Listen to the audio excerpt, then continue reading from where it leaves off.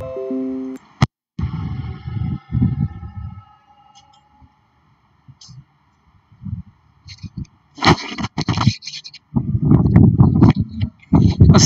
আলাইকুম, good morning. কথা শুনতে পাচ্ছ? সকাল সকাল তোমাদের জ্বালাইতে চলে আসলাম, তাই না? কষ্ট কত সকালবেলা ঘুম থেকে উঠে ক্লাস করা, কত বাচ্চারা এখন ঘুমাচ্ছে, কিছু বাচ্চা ঘুম থেকে উঠছে কষ্ট করে, যারা ঘুম থেকে উঠে নাই তারা আবার কষ্ট করে ক্লাসগুলো দেখবে। ওভারঅল একটা প্যারা। আসলে আম্মুকে অর্থোপেডিক্স এর ডাক্তার দেখাইতে নিব, তো আম্মুর আসলে হাড়ে ব্যথা প্রচুর, এবং বয়স হয়েছে যেহেতু, ফিমেল অস্টিওপোরোসিস থেকে শুরু করে নানা ধরনের সমস্যা। সো লাস্ট বুধবার আমি যাইতে চাইছিলাম ডাক্তার দেখাইতে, সো লাস্ট বুধবার পারি নাই তোমাদের পড়ানোর জন্যই। তো ভাবলাম এই বুধবার যাই, অবস্থা ভালো না হাতের, সো লেট করাটা উচিত হবে না। আর বাবা মা হয়েছে সবার আগে, পড়াইতে তো আজীবনই পারবো, তাই না? সো আবার তোমাদের প্যারা বহুত এই মাস এবার, তাই না? তোমাদের 20 তারিখ পর্যন্ত ক্লাস দেওয়া, তাই তো? তোমাদের 20 তারিখ পর্যন্ত ক্লাস দেওয়া, 20 তারিখ সকালে ক্লাস নেবে তোমাদের।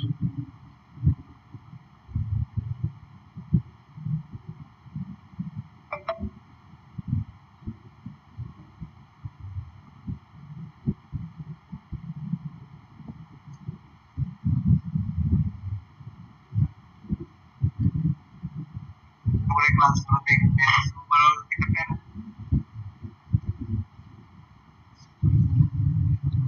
100 হবে না সকালবেলা? 100 যদি না হয় দেন দুঃখ দুঃখ। আরে চাঁদ রাত মাত্র বলতে কি আছে, ঈদের মধ্যে কোনো চাঁদ রাত মান রাত আছে নাকি? নেক্সট ইয়ার চান্স পাবা, চান্স পেলে সব রাতই চান রাত হবে। এমন না যে লাইফ অনেক ইজি হয়ে যাবে, বাট এই যে এবার দেখো, এবার যেমন মেডিকেলের পরীক্ষা হয়ে গেছে এপ্রিল মাসে, অলরেডি মে জুন জুলাই চলতেছে, এখনো কিন্তু কোনো এক্সাম হয় নাই। তো এক্সাম যেহেতু হয় নাই, স্টুডেন্টরা কিন্তু এখন প্যারা খাচ্ছে, আল্লাহ এক্সাম কবে হবে, কি হবে না হবে, বিশাল এক প্যারার মধ্যে আছে স্টুডেন্টরা। সেই প্যারার মধ্যে স্টুডেন্টদের থাকার দরকার ছিল, প্যারার মধ্যে কিন্তু স্টুডেন্টদের থাকার দরকার ছিল না। সেই প্যারার মধ্যে স্টুডেন্টরা পড়ছে, কিন্তু যারা মেডিকেলে চান্স পাইছে উল্লে বাবারে, 1 আগস্ট মেডিকেলে যারা চান্স পেয়েছে তাদের ওরিয়েন্টেশন, 10 আগস্ট থেকে তাদের ক্লাস শুরু। আর ঢাকা ইউনিভার্সিটির পরীক্ষা গিয়ে ঠেকছে 1 অক্টোবর, ঠিক আছে? তো মেডিকেল সবসময় আগে হয়, নেক্সট ইয়ারও মেডিকেল ভর্তি পরীক্ষা আগেই হয়ে যাবে, কারণ আমাদের এখানে ইন্টার্ন মেইনটেইন সহ অনেকগুলো ইস্যু আছে। সো দ্যাটস ওয়াই মেডিকেল সবসময় আগেই হয়। সো মেডিকেলে পড়তে চাইলে একটু প্যারা খাইতেই হবে।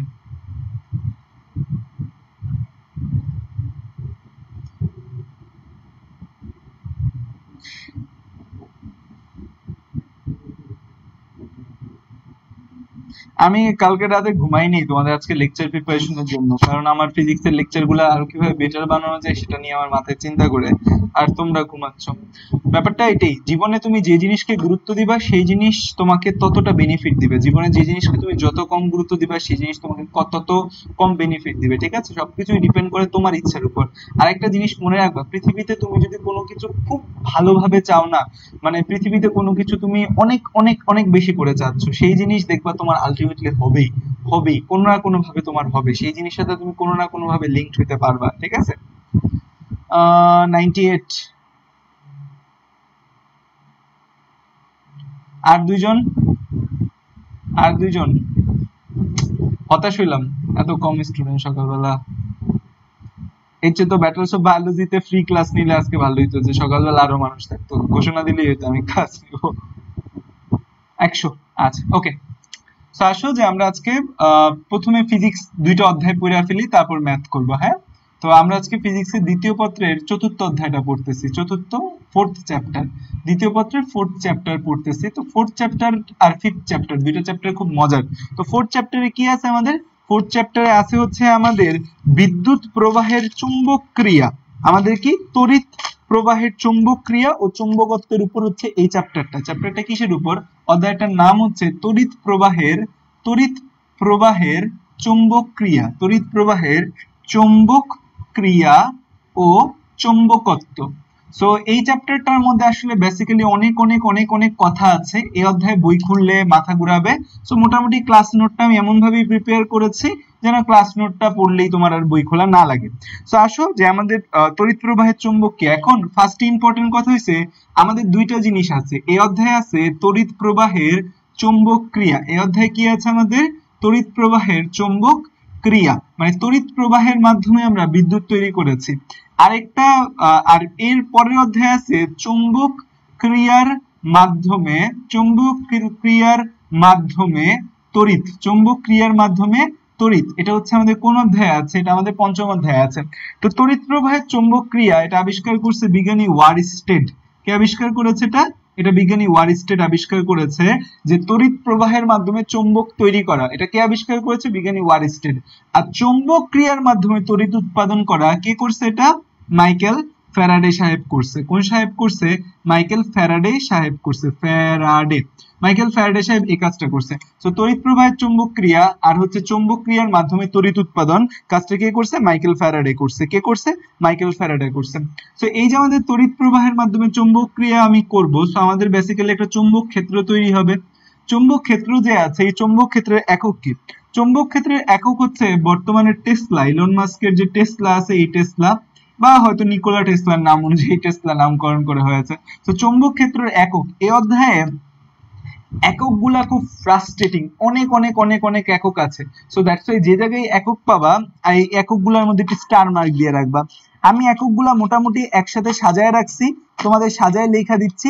এককগুলা সুন্দর মতো সাজায় ভাইয়া যেভাবে লেখায় দিচ্ছি কয়েকবার পড়বা, পরীক্ষার আগে, মেডিকেল ভর্তি পরীক্ষার আগে এককগুলো একবার দেখে যাবা।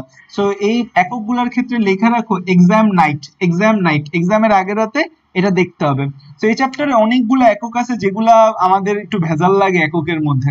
তো ফার্স্টেই আমরা যেটা বলছি যে চৌম্বক ক্ষেত্র, চৌম্বক ক্ষেত্রের একক কি? চৌম্বক ক্ষেত্রের একক হচ্ছে টেসলা। এই টেসলা ছাড়াও একে নানাভাবে প্রকাশ করা যায়। একে আমরা ওয়েবার পার মিটার ইনভার্স 2 দিয়ে প্রকাশ করতে পারি। একে আমরা হচ্ছে newton per ampere per metre inverse 1 দিয়ে, newton per ampere per metre inverse 1 দিয়ে প্রকাশ করতে পারি। একে আমরা newton per metre inverse per centimetre inverse, newton per metre inverse per centimetre inverse per second দিয়ে প্রকাশ করতে পারি। সো খেয়াল করো চৌম্বক ক্ষেত্র যে আছে আমাদের, একটা চৌম্বকের আশেপাশে যে এরিয়া জুড়ে তার প্রভাব বজায় থাকে তাকে বলা হয় চৌম্বক ক্ষেত্র। একটা চৌম্বকের আশেপাশে যে এরিয়া জুড়ে তার প্রভাব বজায় থাকে তাকে বলে চৌম্বক ক্ষেত্র। চৌম্বক ক্ষেত্র এককে আমরা কি কি দিয়ে প্রকাশ করতে পারি? Tesla, weber per metre inverse 2, newton per ampere per metre inverse 2, newton per metre, newton per metre per centimetre না, এটা পার কুলম্ব হবে, per coulomb per second inverse second. এই চারটা একক দিয়ে প্রকাশ করতে পারি আমরা, পার কুলম্ব সেকেন্ড। তাহলে কি চৌম্বক ক্ষেত্রের একক কি কি? Tesla, weber per metre inverse 2, newton per ampere metre inverse 1, newton per metre per coulomb second, newton per metre per coulomb second দিয়ে প্রকাশ করতে পারি। একই সাথে এক টেসলার মান মনে রাখবা 10⁴ গাউস।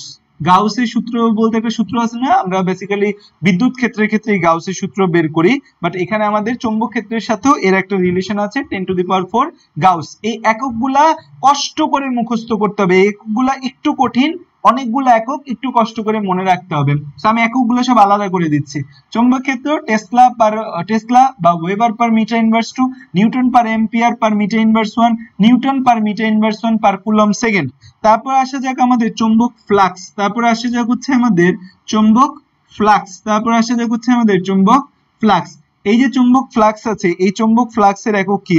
সেটা হচ্ছে tesla metre square, tesla metre square, tesla metre square. এখন tesla metre square, that means চৌম্বক ক্ষেত্রের সাথে এ গুণ দিছি। খেয়াল করো এই চৌম্বক ক্ষেত্রের সাথে যখন আমি মিটার স্কয়ার গুণ দিব তখন আমি চৌম্বক ফ্লাক্স পাবো। তাহলে হইছে টেসলা মিটার স্কয়ার। এটা কি হবে? মিটার স্কয়ার গুণ দিলে এই মিটার ইনভার্স 2 টা চলে যাবে, জিনিসটা হয়ে যাবে ওয়েবার হবে। এটা কি হবে? মিটার স্কয়ার গুণ দিলে নিউটন পার অ্যাম্পিয়ার মিটার হয়ে যাবে, নিউটন পার অ্যাম্পিয়ার মিটার হয়ে যাবে। বা জিনিসটাকে এভাবে লিখতে পারি newton metre per ampere inverse 1।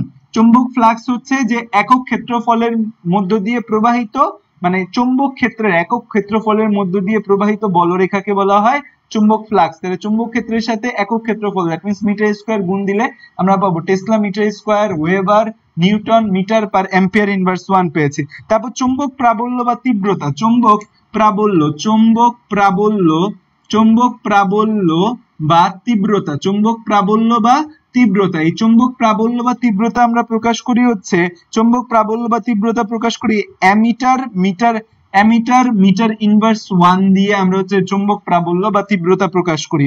চুম্বক দ্বিপোল ভ্রামক, চুম্বক দ্বিপোল ভ্রামক, দ্বিপোল ভ্রামক, ডাইপোল, চুম্বক ডাইপোল, এটা প্রকাশ করি অ্যামিটার মিটার স্কয়ার দিয়ে আমরা এটাকে প্রকাশ করি।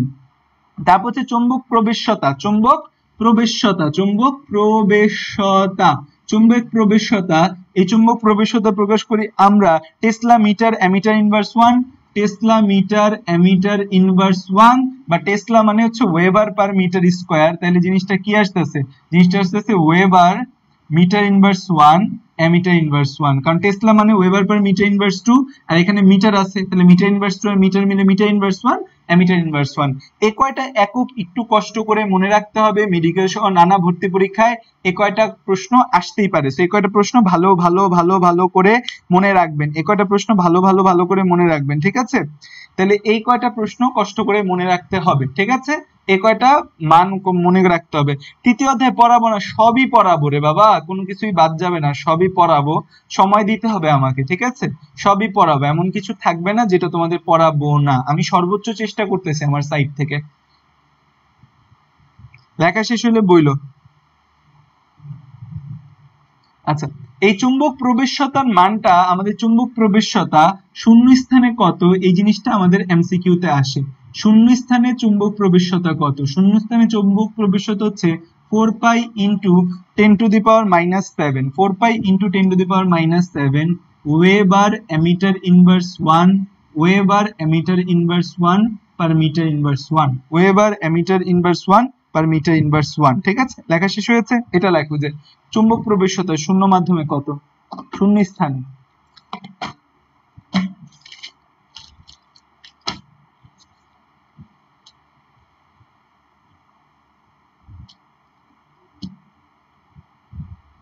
আচ্ছা, এখন আমরা যতটুকু নোটে বলতেছি ততটুকু পড়লেই হবে, বইয়ের মধ্যে এই চ্যাপ্টার অনেক কথাবার্তা বলা, পেজ উল্টাইতে উল্টাইতে বিরক্ত লাগবে দেখবা। আচ্ছা, এই যে আমাদের চুম্বক ক্ষেত্র আছে, চুম্বক ক্ষেত্রের আমরা দিক কিভাবে নির্ণয় করি? ধরো একটা চুম্বক ক্ষেত্র আছে, সেই চুম্বক ক্ষেত্রের দিক নির্ণয় করব। এই চুম্বক ক্ষেত্রের দিক নির্ণয়ের জন্য আমরা ম্যাক্সওয়েল সাহেবের কর্ক স্ক্রু সূত্র মানি, ম্যাক্সওয়েলের কর্ক স্ক্রু সূত্র। এখন এই কর্ক স্ক্রু সূত্র তোমার বোঝা লাগবে না, তোমার বোঝা লাগবে আমরা ম্যাক্সওয়েলের কর্ক স্ক্রু সূত্র মানি, ঠিক আছে? তারপর হচ্ছে যে আমাদের চুম্বক ক্ষেত্রের চৌম্বকীয় আবেশ বা চুম্বক প্রাবল্য নির্ণয়, চুম্বক ক্ষেত্রের চৌম্বকীয় আবেশ, চুম্বক ক্ষেত্রের চৌম্বকীয় আবেশ বা প্রাবল্য নির্ণয় করবা যখন, চুম্বক ক্ষেত্রের চুম্বকীয় আবেশ বা প্রাবল্য নির্ণয়, তো চুম্বক ক্ষেত্রে চুম্বকীয় আবেশ বা প্রাবল্য নির্ণয় করব আমরা কি দিয়ে? নির্ণয় করব ল্যাপ্লাসের সূত্র বা ল্যাপ্লাসের সূত্র, ল্যাপ্লাসের সূত্র, বা যেটাকে আমরা বলি হচ্ছে বায়োট-স্যাভটের সূত্র, বায়োট-স্যাভটের সূত্র, ল্যাপ্লাসের সূত্র, বায়োট-স্যাভটের সূত্র, বা আমরা বলতে পারি একে কি অ্যাম্পিয়ারের সূত্র দিয়ে আমরা নির্ণয় করতে পারি।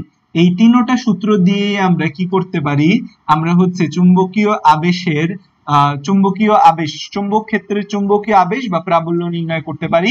ল্যাপ্লাসের সূত্র প্রয়োগ করেও নির্ণয় করতে পারবা, বায়োট-স্যাভটের সূত্র প্রয়োগ করেও নির্ণয় করতে পারবা, এমনকি অ্যাম্পিয়ারের সূত্র প্রয়োগ করেও তুমি জিনিসটা নির্ণয় করতে পারবা। গতিশীল চার্জের উপর চুম্বক বল, ধরো গতিশীল চার্জের উপর একটা চার্জ আছে গতিশীল, সেই গতিশীল চার্জের উপর, গতিশীল চার্জের উপর চৌম্বক বল, গতিশীল চার্জের উপর কি? চৌম্বকীয় বল, গতিশীল চার্জের উপর চৌম্বকীয় বল তুমি নির্ণয় করবা কার সূত্র দিয়ে? লরেঞ্জের সূত্র, লরেঞ্জের সূত্র দিয়ে তুমি গতিশীল বস্তুর গতিশীল চার্জের উপর যে চৌম্বকীয় বল আছে সেটা লরেঞ্জের সূত্র দিয়ে নির্ণয় করবা। সো পরীক্ষায় এরকম শর্ট এমসিকিউ আসতে পারে যে চুম্বক ক্ষেত্রের দিক আমরা কার সূত্র দিয়ে মাপি? ম্যাক্সওয়েলের কর্ক স্ক্রু সূত্র, আমি তো কক্স লেখা রাখছি, কি হবে? ম্যাক্সওয়েলের কর্ক স্ক্রু সূত্র। আমাদের চুম্বক ক্ষেত্রের চৌম্বকীয় আবেশ বা প্রাবল্য নির্ণয় করি ল্যাপ্লাসের সূত্র বা বায়োট-স্যাভটের সূত্র বা অ্যাম্পিয়ারের সূত্র দিয়ে। গতিশীল চার্জের উপর চৌম্বকীয় বল নির্ণয় করি আমরা কার সূত্র দিয়ে? লরেঞ্জের সূত্র দিয়ে আমরা বের করি। আর হল প্রভাব বা হল ক্রিয়া বলতে একটা কথা আছে, হল প্রভাব বা হল ক্রিয়া, এই হল প্রভাব বা হল ক্রিয়া, হল প্রভাব বা হল ক্রিয়া, হল প্রভাব বা হল ক্রিয়া, এই হল প্রভাব বা হল ক্রিয়া দিয়ে আমরা কি বের করি? আমরা হচ্ছে যে চার্জের প্রকৃতি ও চার্জ সংখ্যা নির্ণয় করি, যে আমাদের হল প্রভাব বা হল ক্রিয়া দিয়ে এই যে চুম্বক ক্ষেত্রের তড়িৎ প্রবাহ করে যে আমরা চুম্বক তৈরি করতেছি, এখানে চার্জ কি পরিমাণ আছে এবং চার্জ কি প্রকৃতির আছে সেটা আমরা নির্ণয় করি। চার্জ প্রকৃতি ও চার্জের পরিমাণ, চার্জের পরিমাণ, চার্জ প্রকৃতি ও চার্জের পরিমাণ আমরা নির্ণয় করি। সেই হচ্ছে তড়িৎ প্রবাহের চুম্বকীয় ক্রিয়া রিলেটেড বিভিন্ন যে সূত্র আছে সেই সূত্রের মেইন বেসিক কথা হচ্ছে এতটুকু। এতটুকু জানলেই হবে, এতটুকু জানলেই হবে, আর কিছু এই জায়গা থেকে জানতে হবে না। আবারও বলতেছি, এই যে আমাদের বইয়ের একদম প্রথম দিকে দেখবা অনেক অনেক অনেক কথাবার্তা বলা আছে, বাট এই এত কথার মধ্যে জাস্ট এতটুকু জানলেই হবে, এতটুকুর বাইরে আর কিছু জানা প্রয়োজন নেই। ঠিক আছে, এতটুকু তোলা হইলে বলো। সো একদম তোমাদের বইয়ের ফার্স্ট থেকে শুরু করে 4.10 পর্যন্ত তোমরা যদি বই খোলো, তোমাদের এই যে আমাদের ইসাক স্যারের বইয়ের 4.1 থেকে 4.10 পর্যন্ত এতটুকু পড়লেই হবে মেডিকেলের জন্য, আর কিচ্ছু লাগবে না। মেইন অংশ হচ্ছে 4.11 থেকে, যেখান থেকে আমাদের এই চুম্বকত্ব আলোচনা করা হয়েছে, সেটা হচ্ছে এই চ্যাপ্টারের মেইন অংশ। ঠিক আছে, এটা হচ্ছে এই চ্যাপ্টারের মেইন অংশ। তো আসো আমরা এখন আলোচনা করব মেইন অংশ নিয়ে, সেটা হচ্ছে চুম্বকত্ব নিয়ে। এই চুম্বকত্বের এখানে অনেকগুলা কথা আছে যেগুলো আমাদের প্রয়োজন হবে। ঠিক আছে, সো চলো আমরা চুম্বকত্ব নিয়ে শুরু করি। পৃথিবীর চুম্বকত্ব, পৃথিবীর চুম্বকত্ব, তো বলা হয় পৃথিবী কিন্তু একটা চুম্বক, পৃথিবীর চুম্বকত্ব। সো পৃথিবীর চুম্বকত্ব বলা হয় পৃথিবী একটা চুম্বক, পৃথিবী একটা চুম্বক। এই পৃথিবী একটি চুম্বক, পৃথিবী একটি চুম্বক, পৃথিবী একটি চুম্বক, পৃথিবী একটা চুম্বক, পৃথিবী একটা চুম্বক। এই কথাটা কে বলছে প্রথম জানো? এই কথাটা বলছে ডক্টর গিলবার্ট। তিনি হচ্ছেন ব্রিটিশ রানী এলিজাবেথের ব্যক্তিগত চিকিৎসক ছিলেন। তিনি এই 1600 সালে দেখা যায় এই কথাটা বলেন, পৃথিবী একটা চুম্বক, পৃথিবী একটা চুম্বক। 1600 সালে এই কথা বলেন। পৃথিবী যে চুম্বক, তাহলে পৃথিবীর দুইটা মেরু আছে। পৃথিবী একটা চুম্বক, তাহলে পৃথিবীর হচ্ছে দুইটা মেরু আছে। পৃথিবীর একটা দক্ষিণ মেরু আছে, আর পৃথিবীর একটা উত্তর মেরু আছে, দক্ষিণ মেরু আছে, আর পৃথিবীর একটা উত্তর মেরু আছে, দক্ষিণ মেরু আছে, আর একটা পৃথিবীর উত্তর মেরু আছে। এই পৃথিবীর যে দক্ষিণ মেরু, এটা অবস্থান হচ্ছে কানাডাতে। কোথায় অবস্থিত এটা? এটা অবস্থিত হচ্ছে কানাডার বুথিয়া উপদ্বীপে। কানাডার উত্তর দিকে বুথিয়া উপদ্বীপে এই দক্ষিণ মেরু অবস্থিত। কানাডার উত্তর দিকে যে বুথিয়া উপদ্বীপ আছে, বুথিয়া উপদ্বীপে, বুথিয়া উপদ্বীপে এই দক্ষিণ মেরু অবস্থিত। আর উত্তর মেরু অবস্থিত হচ্ছে কোথায়?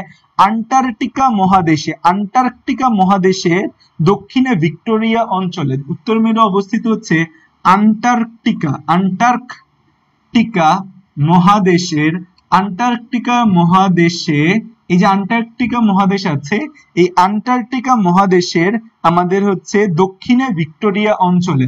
আন্টার্কটিকা মহাদেশের দক্ষিণে ভিক্টোরিয়া অঞ্চলে। তাহলে দেখো দুইটার মধ্যে কিন্তু একটা ফ্ল আছে। উত্তর মেরু অবস্থিত কানাডার দক্ষিণে, দক্ষিণ মেরু অবস্থিত কানাডার উত্তরে। এই যে দক্ষিণ মেরু আছে, দক্ষিণ মেরু অবস্থিত কানাডার উত্তরে বুথিয়া উপদ্বীপে, আর উত্তর মেরু অবস্থিত আন্টার্কটিকা মহাদেশের দক্ষিণে ভিক্টোরিয়া নামক অঞ্চলে অবস্থিত। এখন এই জায়গায় কনফিউশনের কিছু ব্যাপার আছে, কনফিউশন ক্রিয়েট করে এরকম কিছু ব্যাপার আমাদের এই জায়গার মধ্যে আমরা পাবো। আচ্ছা, প্রথমে আমরা জানি পৃথিবী একটা চুম্বক, পৃথিবী একটা চুম্বক, পৃথিবীর একটা দক্ষিণ মেরু আছে, তাহলে পৃথিবী যেহেতু চুম্বক, পৃথিবীর দক্ষিণ মেরু বা আর পৃথিবীর উত্তর মেরু আছে।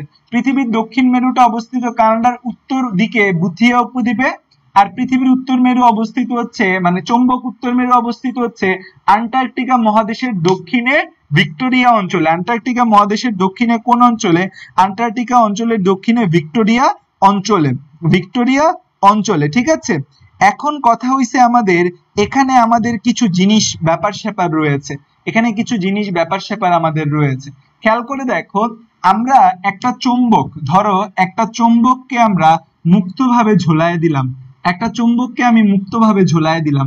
এখন আমরা জানি যে একটা চুম্বককে মুক্তভাবে ঝুলিয়ে দিলে আমাদের চুম্বকের দুইটা মেরু হয়। ধরো এটা চুম্বকের নর্থ মেরু, আর ধরো এটা চুম্বকের সাউথ মেরু। এটা চুম্বকের নর্থ মেরু আর এটা চুম্বকের সাউথ মেরু। এটা চুম্বকের কোন মেরু? এটা চুম্বকের নর্থ মেরু, আর এটা চুম্বকের সাউথ মেরু। দ্যাট মিনস নর্থ মানে কি? নর্থ মানে হচ্ছে নর্থ, আর সাউথ, সাউথ মানে দক্ষিণ, আর নর্থ মানে উত্তর। তাহলে এটা চুম্বকের উত্তর মেরু, এটাকে আমরা বলতে পারি চুম্বক উত্তর মেরু, এটাকে আমরা বলতে পারি চুম্বক উত্তর মেরু, এটাকে আমরা বলতে পারি চুম্বক উত্তর মেরু। ঠিক আছে, আর এটাকে আমরা কি বলতে পারি? এটাকে আমরা বলতে পারি চুম্বক দক্ষিণ মেরু। আচ্ছা, এই যে আমাদের চুম্বক উত্তর মেরু আর চুম্বক দক্ষিণ মেরু যে আছে, এই চুম্বক উত্তর মেরু আর দক্ষিণ মেরু একই সাথে কিন্তু আমাদের দিক নির্দেশ করে। দেখবা যে কম্পাস, তোমরা যদি পাইরেটস অফ ক্যারিবিয়ান মুভিটা দেখো, সেখানে মূল যুদ্ধটাই একটা কম্পাস নিয়ে লাগে, যে কম্পাসের যে কম্পাস যে দিকটা দেখায় না সেই দিকে অনেক খাজানা মানে লুকায়িত সম্পদ আছে। তো এই যে আমাদের পৃথিবীর উত্তর, এই চুম্বক উত্তর মেরু আর চুম্বক দক্ষিণ মেরু, আমরা আগে মানুষ কি করতো, একটা চুম্বক ঝুলাইতো, ওই চুম্বক ঝুলায় চুম্বকটা যেদিকে নর্থ বা সাউথ দেখাইতো সেই দিকটাকে নর্থ আর সেই দিকটাকে সাউথ হিসাবে গণ্য করা হইতো। তাহলে একটা জিনিস করো, চিন্তা করো যে চুম্বক উত্তর মেরু আর চুম্বক দক্ষিণ মেরুই কি তাহলে আমাদের বেসিক্যালি ভৌগোলিক উত্তর মেরু আর ভৌগোলিক দক্ষিণ মেরু না? কারণ বেসিক্যালি আমরা কি বলি যে আমরা ধরো একটা চুম্বক ঝুলাইছি, চুম্বক ঝুলাইয়া এই চুম্বকটা যেদিকে উত্তর দেখাচ্ছে সেটাকে আমরা বলতেছি উত্তর মেরু, আর যেটা দক্ষিণ দেখাচ্ছে সেদিকে বলতেছি আমরা দক্ষিণ মেরু। যে একটা নর্মাল চুম্বক ছেড়ে দিলাম, চুম্বকটা এভাবে দুলতে দুলতে একদিকে স্থির হবে, তো যেদিকে স্থির হয়েছে চুম্বকের নর্থ পোলটা যেদিকে যাবে ওইটা আসলে নর্থ সাইড, সাউথ পোলটা যেদিকে যাবে সেটা সাউথ সাইড। তাহলে চুম্বকের এই যে একটা ফ্রি চুম্বক যে আমরা ঝুলাইলাম, এই চুম্বকের উত্তর মেরু আর ভৌগোলিক উত্তর মেরু সেম কথা, এই চুম্বকের দক্ষিণ মেরু ভৌগোলিক দক্ষিণ মেরু সেম কথা। এতটুকু কথা বুঝছো? এতটুকু কথা বুঝছো? এতটুকু কথা বুঝছো যে একটা চুম্বকের উত্তর মেরু আর চুম্বকের দক্ষিণ মেরু বেসিক্যালি আমরা কি ডিনোট করি, যে এটা উত্তর সাইড এটা দক্ষিণ সাইড। তো চুম্বকের উত্তর মেরু বা এটাকে বলতে পারি আমরা ভৌগোলিক উত্তর মেরু, এটাকে আমরা কি বলতে পারি, ভৌগোলিক উত্তর মেরু, এটাকে আমরা বলতে পারি ভৌগোলিক উত্তর মেরু। আর এই চুম্বকের দক্ষিণ মেরুকে আমরা বলতে পারি ভৌগোলিক দক্ষিণ মেরু, কারণ আমরা বেসিক্যালি এটাকে উত্তর এবং দক্ষিণ মেরু হিসেবে চিহ্নিত করতেছি, যে এই চুম্বক যেখানে উত্তর দেখাচ্ছে সেটা উত্তর, চুম্বক যেখানে দক্ষিণ দেখাচ্ছে সেটা দক্ষিণ। এটা আমরা বলতেছি না, এটাই কিন্তু আমরা বলতেছি, ঠিক আছে? এখন আমাদের কথা হইছে, চুম্বকটা কেন উত্তর আর দক্ষিণ দিকে এইভাবে নড়াচড়া করে, একটা চুম্বক ছেড়ে দিলাম সেই চুম্বকটা অনেকক্ষণ নড়াচড়া করলো, অনেকক্ষণ নড়াচড়া করে একদিকে স্টেবল হলো। কেন চুম্বক একদিকে স্টেবল হইলো? একদিকে চুম্বক স্টেবল হওয়ার কারণ এই নর্থ পোলটা নিশ্চয়ই এই নর্থ পোলটা নিশ্চয়ই আমাদের হচ্ছে সাউথ পোলের প্রতি আকৃষ্ট হয়েছে। এই সাউথ পোলটা নিশ্চয়ই আমাদের নর্থ পোলের প্রতি আকৃষ্ট হয়েছে, কারণ বিপরীত মেরু একে অপরকে আকর্ষিত করে। তাহলে এই যে এখানে একটা সাউথ পোল আছে, এটা কি সাউথ পোল? এটা হচ্ছে আমাদের ভূচুম্বক। এটা কি আমাদের ভূচুম্বকীয়, এটা হচ্ছে আমাদের ভূচুম্বকীয় দক্ষিণ মেরু, ভূচুম্বকীয় দক্ষিণ মেরু। তার মানে আমাদের পৃথিবী যে একটা চুম্বক, এই পৃথিবীর চুম্বকের দক্ষিণ মেরুর প্রতি আমাদের এই নরমাল ফ্রি একটা চুম্বকের আমাদের উত্তর মেরু আকৃষ্ট হয়েছে। আর এই যে এখানে আমাদের নর্থ পোল, এটা কিসের নর্থ পোল? ভূচুম্বকের উত্তর মেরু। এটা কি আমাদের ভূচুম্বকীয় উত্তর মেরু, ভূচুম্বকীয় উত্তর মেরু, ভূচুম্বকীয় উত্তর মেরু, ভূচুম্বকীয় উত্তর মেরু। এতটুকু ক্লিয়ার? এতটুকু ক্লিয়ার? এতটুকু বুঝতে পারছো যে আমরা একটা চুম্বককে ঝুলায় দিলে সেটা যেদিকে নর্থ দেখা এটা হচ্ছে চুম্বকের উত্তর মেরু বলি, একই সাথে এটাকে আমরা ভৌগোলিক উত্তর মেরু বলতে পারি। আবার একটা আর যেটা দক্ষিণ দেখাচ্ছে সেটা দক্ষিণ মেরু বা ভৌগোলিক দক্ষিণ মেরু, সেম কথা। আর এই যে চুম্বকটা উত্তর মেরুতে গেছে, কেন গেছে? এটা আমাদের এই ভূচুম্বকের দক্ষিণ মেরুর প্রতি আকৃষ্ট হয়ে আমাদের একদিকে স্টেবল হয়েছে। এই যে আমাদের এখানে চুম্বকের দক্ষিণ মেরু যেটা, এটা ভূচুম্বকের উত্তর মেরুর প্রতি আকৃষ্ট হয়ে স্টেবল হয়েছে। এতটুকু ক্লিয়ার হয়েছে? আচ্ছা, এই জিনিসটা সবার অনেকের কনফিউশন লাগে, এমনকি আমি যখন স্টুডেন্ট ছিলাম ভূচুম্বক চুম্বক ভৌগোলিক দুটার মধ্যে ভেজাল লাগাতে হতো। তো চুম্বক আর ভৌগোলিক সেম কথা, বাট ভূচুম্বক কথা যখন আসবে তখন ব্যাপারটা আমাদের ভিন্ন চলে আসবে। তাহলে ধরো এটা হচ্ছে যে আমাদের একটা, এটা ধরো আমাদের একটা গ্লোব বা পৃথিবী, এটা হচ্ছে আমাদের একটা গ্লোব বা পৃথিবী। এই পৃথিবী, এই যে আমাদের এটা হচ্ছে গ্লোব বা পৃথিবী, এই যে আমাদের গ্লোব বা পৃথিবী যে আছে, এই যে আমাদের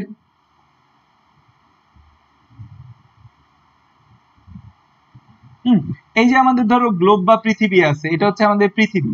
এই পৃথিবীর তাহলে আমাদের দুইটা মেরু আছে, এই পৃথিবীর দুইটা মেরু আছে।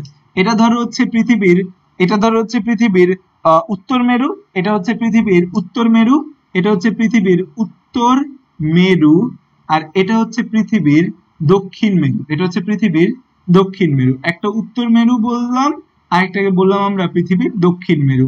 একটাকে আমরা কি বললাম? একটাকে বললাম আমরা উত্তর মেরু, আরেকটাকে বললাম হচ্ছে আমরা দক্ষিণ মেরু, ঠিক আছে?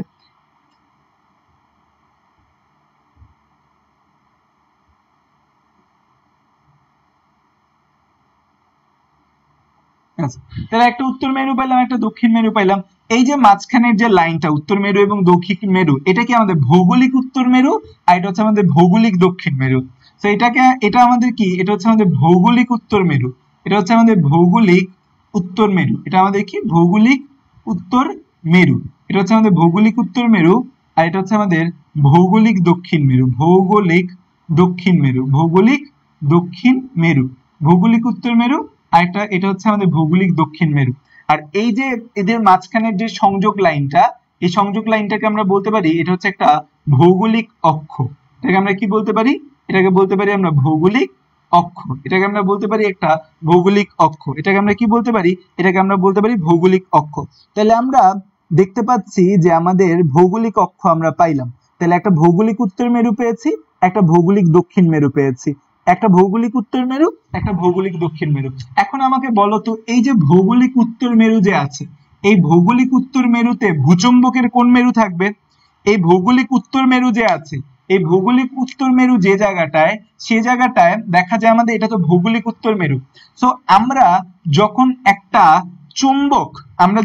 চুম্বক, এভাবে রাখবো, সেই চুম্বকটা দেখা যায় বেসিক্যালি আমাদের একটু বেঁকে যায়, সেই চুম্বকটা একটু বেঁকে যায়, একটু এরকম বেঁকে থাকে চুম্বকটা। আমরা যখন চুম্বকটা রাখি এরকম স্টেবল হয় না, একটু বেঁকে যায় চুম্বকটা, একটু বেঁকে যায়।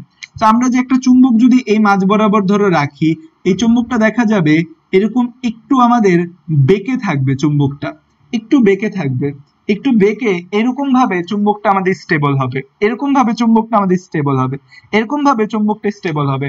এই চুম্বকের এটা ধরো আমাদের চুম্বক, এই চুম্বকের এটা নর্থ পোল, এই চুম্বকের এটা সাউথ পোল, এই চুম্বকের এটা নর্থ পোল, এই চুম্বকের এটা সাউথ পোল।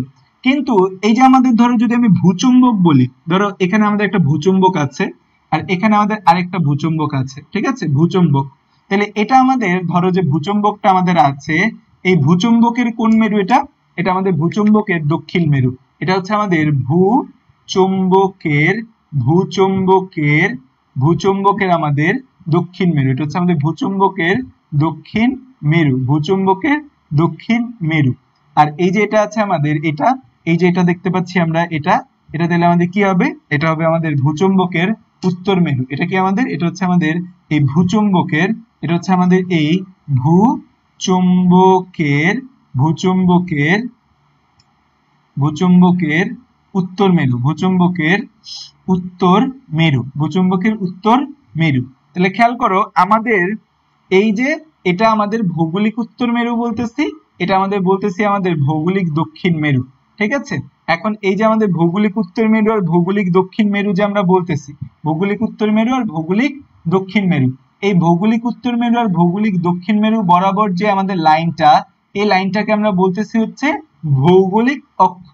আর আমরা যখন একটা চুম্বক রাখবো, সেই চুম্বকটা দেখা যায় এরকম স্ট্রেট আসলে থাকে না, সেই চুম্বকটা এরকম স্ট্রেট হয় না, চুম্বকটা একটু এরকম বেঁকে থাকে স্লাইটলি। কারণ চুম্বকটা কোন দিকে থাকবে? যেখানে আমাদের ভূচুম্বকের মেরুগুলো আছে, চুম্বকগুলা কিন্তু আমাদের সেই দিকেই বেশি শেপ করে থাকবে।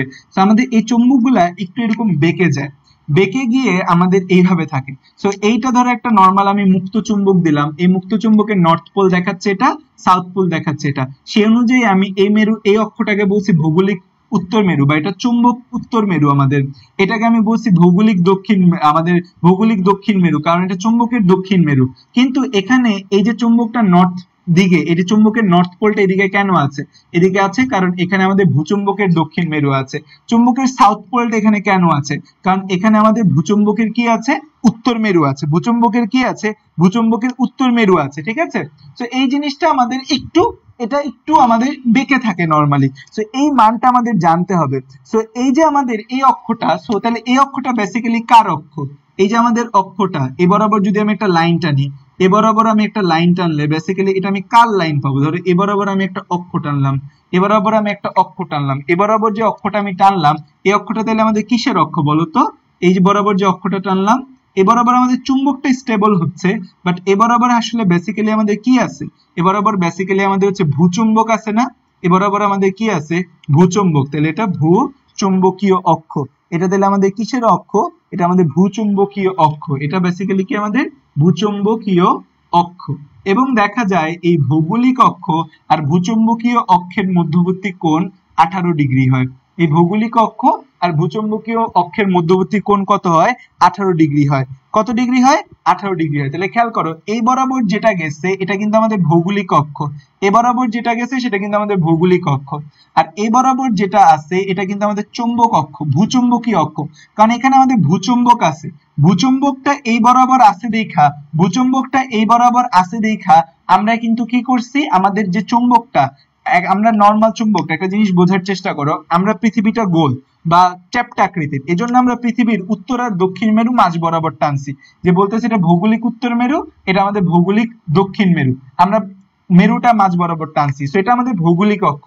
আর একটা চুম্বক যখন আমি এভাবে ফ্রি স্থাপন করব, সেই চুম্বকটা আসলে বেসিক্যালি কার দিকে থাকবে, যেদিকে আমাদের ভূচুম্বক আছে সেই দিকে চুম্বকটা স্টেবল হবে। তো চুম্বকটা একটু এভাবে বাইকা স্টেবল হইলো, বাইকা যে স্টেবল হইছে কার বরাবর, ভূচুম্বক বরাবর, কারণ চুম্বকের উত্তর মেরু ভূচুম্বকের দক্ষিণ মেরু বরাবর থাকবে, চুম্বকের দক্ষিণ মেরু ভূচুম্বকের উত্তর মেরু বরাবর থাকবে। তাহলে এই বরাবর যে লাইনটা হইলো এটা বেসিক্যালি কার লাইন, এটা বেসিক্যালি আমাদের ভূচুম্বকের ভূচুম্বকীয় অক্ষ। এবং দেখা গেছে এই ভৌগোলিক অক্ষ আর ভূচুম্বকীয় অক্ষের মধ্যবর্তী কোণ কত, মধ্যবর্তী কোণ হচ্ছে 18 ডিগ্রি। এটা পরীক্ষার মধ্যে আসে, ভৌগোলিক অক্ষ আর ভূচুম্বকীয় অক্ষের মধ্যবর্তী কোণ কত ডিগ্রি, 18 ডিগ্রি, ঠিক আছে। এবং দেখা যায় আমাদের এদের মাঝখানেও কিন্তু একটা ভালো দূরত্ব থাকে। এই যে দেখো ভূচুম্বকের দক্ষিণ মেরু, এটা দেখো আমাদের ভূচুম্বকের দক্ষিণ মেরু, আর এটা ভৌগোলিক উত্তর মেরু, তাই না, এটা ভূচুম্বকের দক্ষিণ মেরু, এটা ভৌগোলিক উত্তর মেরু, এই দুইটার মাঝখানে দেখো একটা ডিস্টেন্স আছে না, এই দুইটার তো কোণের বিবেচনায় বললাম 18 ডিগ্রি অক্ষের। এখন এই যে এই দুইটার মাঝখানে যে ডিস্টেন্সটা খেয়াল করো, আমার অন্য একটা কালি থাকলে ভালো হইতো, এই যে আমাদের এদের মাঝখানে যে ডিস্টেন্স পথটা খেয়াল করো, এদের মাঝখানে ডিস্টেন্সটা এতটুকু, এদের মাঝখানে ডিস্টেন্স থাকে। বলা হয় এই ভূচুম্বকের দক্ষিণ মেরু ভৌগোলিক উত্তর মেরু হতে 25,000 কিলোমিটার, 2500 কিলোমিটার পশ্চিমে থাকে। এটা কতটুকু পশ্চিম, এটা কতটুকু আছে, 2500 কিলোমিটার পশ্চিমে আছে, 2500 কিলোমিটার পশ্চিমে আছে, কতটুকু পশ্চিমে আছে, 2500 কিলোমিটার পশ্চিমে আছে। আর এই যে আমাদের ভূচুম্বকের উত্তর মেরু আর ভৌগোলিক দক্ষিণ মেরু, এদের মাঝখানে আমাদের কি বলা হয়, এদের বলা হয় এরা 2200 কিলোমিটার পূর্বে আছে। মানে ভূচুম্বকের উত্তর মেরু ভৌগোলিক দক্ষিণ মেরু থেকে বলা হয় 2200 কিলোমিটার পূর্বে আছে। তাহলে দেখো এখানে খুব গুরুত্বপূর্ণ কিছু কথাবার্তা আছে, আবার একটু বুঝে নাও, আমি আবারও বলতেছি। সেটা হচ্ছে আমাদের পৃথিবীটা এরকম একটা গোল জিনিস হয়, আমাদের পৃথিবীটা, এজন্য আমরা পৃথিবীর মাঝ বরাবর স্লাইস করে ভৌগোলিক উত্তর এবং দক্ষিণ মেরু দেখাই। তাহলে আমাদের মাঝ বরাবর স্লাইস করে আমরা এটাকে বলতেছি এটা ভৌগোলিক উত্তর মেরু, এটাকে বলতেছি এটা আমাদের ভৌগোলিক দক্ষিণ মেরু। বাট যখন আমি একটা চুম্বককে দিব, ওই চুম্বকটা কিন্তু আমাদের ভৌগোলিক উত্তর দক্ষিণ বরাবর থাকবে না, ওই চুম্বকটা বেসিক্যালি আমাদের কি থাকবে, ওই চুম্বকটা আমাদের বেসিক্যালি এই ভূচুম্বক বরাবর উত্তর দক্ষিণে থাকবে। ভূচুম্বকের যে দক্ষিণ মেরু সেই বরাবর চুম্বকের উত্তর মেরু থাকবে, ভূচুম্বকের যে উত্তর মেরু সেই বরাবর ভৌগোলিক দক্ষিণ মেরু থাকবে আমাদের, ঠিক আছে। সো ভৌগোলিক দক্ষিণ মেরু থাকবে। এখন বলতে পারো ভাইয়া এই বরাবর তো আমাদের হচ্ছে আসলে চুম্বকটা গেল, তাহলে আমরা লাইনটা এই বরাবর টানছি কেন, লাইনটা এই বরাবর টানছি পৃথিবীর দুইটা পাশকে দুই ভাগ করার জন্য। এবং একই সাথে খেয়াল করো এই চুম্বকের নর্থ পোল এদিকে, চুম্বকের সাউথ পোল এদিকে, সেই বিবেচনায় কিন্তু এই পাশের অংশটাকে আমি ভৌগোলিক উত্তর মেরু বলছি, আর এই পাশের অংশটাকে ভৌগোলিক দক্ষিণ মেরু বলছি আমি। তাইলে আমি এই পৃথিবীটাকে দুই ভাগ করার জন্য ভৌগোলিক অক্ষকে আমি মাঝ বরাবর টানছি, এবং ভৌগোলিক অক্ষগুলাকে উত্তর দক্ষিণ এটা আমি কি হিসাবে বিবেচনা করছি, আমার একটা চুম্বক মুক্তভাবে ছাইড়া দিলে সেটা আমাদের কোন দিকে যাচ্ছে, যদি আমাদের এই যে মুক্তভাবে চাইলে এটা নর্থ সাইড দেখাচ্ছে তাহলে এটাকে বলতেছি ভৌগোলিক উত্তর মেরু, এটা সাউথ সাইড দেখাচ্ছে এটা এই জন্য বলতেছি ভৌগোলিক দক্ষিণ মেরু। আর এই যে চুম্বকটাকে ছেড়ে দিলে এই চুম্বকটা যেই রেখা বরাবর হচ্ছে চুম্বকটা দাঁড়ায় সেই রেখা বরাবর নিশ্চয়ই আমাদের ভূচুম্বক আছে, তাহলে চুম্বকের নর্থ পোল ভূচুম্বকের সাউথ পোলের প্রতি থাকবে, চুম্বকের সাউথ পোল ভূচুম্বকের নর্থ পোলের দিকে থাকবে, এবং এই বরাবর লাইন টানলে এটাকে বলবো আমরা ভূচুম্বকীয় অক্ষ। তাহলে ভৌগোলিক অক্ষ এবং চুম্বকীয় অক্ষের মধ্যে কোণ পাওয়া গেছে 18 ডিগ্রি। এবং বলা হয় এই আমাদের ভূচুম্বকীয় অক্ষ ভূচুম্বকীয় যে দক্ষিণ মেরু সেটা ভৌগোলিক উত্তর মেরুর 2500 কিলোমিটার পশ্চিমে অবস্থান করে, এবং বলা হয় ভূচুম্বকীয় উত্তর মেরু ভৌগোলিক দক্ষিণ মেরুর 2200 কিলোমিটার পূর্বে অবস্থান করে। দেখো এতটুকু ক্লিয়ার কিনা? হ্যাঁ, এপাশেও যা এপাশেও যা সেম।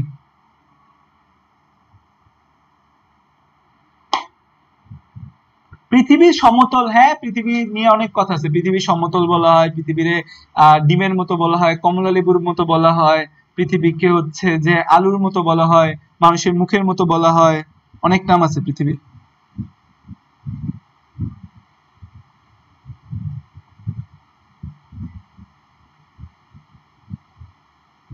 আচ্ছা, আরেকটা ইম্পর্টেন্ট কথা হইছে, এই উত্তর মেরুকে, ভূচম্বকের উত্তর মেরুকে বলা হয় নীল মেরু, আর ভূচম্বকের দক্ষিণ মেরুকে বলা হয় লাল মেরু। ভূচম্বকের যে উত্তর মেরু আছে সেটাকে বলা হয় কি? নীল মেরু। আমাদের যে ভূচম্বক আছে, এই ভূচম্বকের উত্তর মেরুকে বলা হয়, ভূচম্বকের কিন্তু ভৌগোলিক না কিন্তু, ঠিক আছে? এই যে ভূচম্বক যে আছে, ভূচম্বকের উত্তর মেরু, ভূচম্বকের উত্তর মেরু, ভূচম্বকের উত্তর মেরু, ভূচম্বকের যে উত্তর মেরু সেটাকে বলা হয় নীল। উত্তর মেরুকে কি বলা হয়? নীল মেরু, নীল মেরু। আর ভূচম্বকের দক্ষিণ মেরুকে কি বলা হয়? ভূচম্বকের দক্ষিণ মেরুকে বলা হয় লাল মেরু। ভূচম্বকের দক্ষিণ মেরুকে বলা হয় লাল মেরু, ঠিক আছে? লাল মেরু বলা হয়। দুই পাশের দূরত্ব ভিন্ন হইছে অবস্থানের কারণে, গঠনগত কারণে, নানা কারণে হইতে পারে। আমি জানি না কেন ভিন্ন হইছে দুই পাশে। কোণ সমান হইলেও এখানে হয়তো কোণের অ্যাঙ্গেলে হয়তো পয়েন্ট সামথিং বেড়ে কমে যেতে পারে। আচ্ছা, তো এই হচ্ছে আমাদের বেসিক্যালি এমসিকিউ রিলেটেড গুরুত্বপূর্ণ কথাবার্তা। আচ্ছা, আমাদের একটা চৌম্বকের দৈর্ঘ্য, একটা চৌম্বকের যে দুই মেরু যে দৈর্ঘ্য, আমাদের একটা দেখা যায় যে কোন একটা চৌম্বকের চৌম্বক দৈর্ঘ্য আর জ্যামিতিক দৈর্ঘ্য। তো দেখা যায় ধরো এটা একটা চৌম্বক, এটা একটা চৌম্বক, এই চৌম্বকের এই জায়গায় আমাদের নর্থ পোল আছে, আর এই জায়গায় এই ধরো একটা চৌম্বক, এই চৌম্বকের এই জায়গায় একটা নর্থ পোল আছে, এই জায়গায় তুমি সাউথ পোল পাইছো। এই যে দুইটা পোলের মাঝখানে যে দূরত্ব, পোলের মাঝখানে দূরত্বটাকে বলা হয় চৌম্বকীয় দূরত্ব, চৌম্বকীয় দূরত্ব।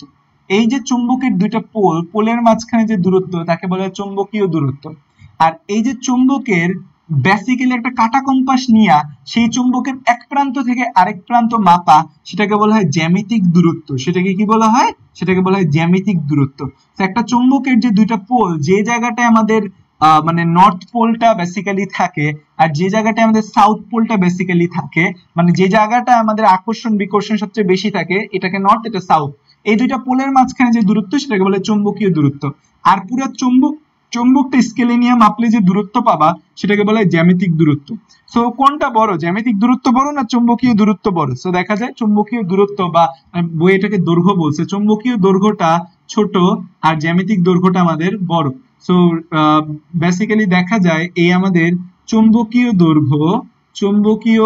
দৈর্ঘ্য ডিভাইডেড বাই জ্যামিতিক দৈর্ঘ্য। চৌম্বকীয় দৈর্ঘ্যকে আমরা যদি জ্যামিতিক দৈর্ঘ্য দিয়ে ভাগ করি তাহলে আমরা পাবো 0.85 পাবো। কত পাবো আমরা? 0.85 পাবো আমরা। ওকে,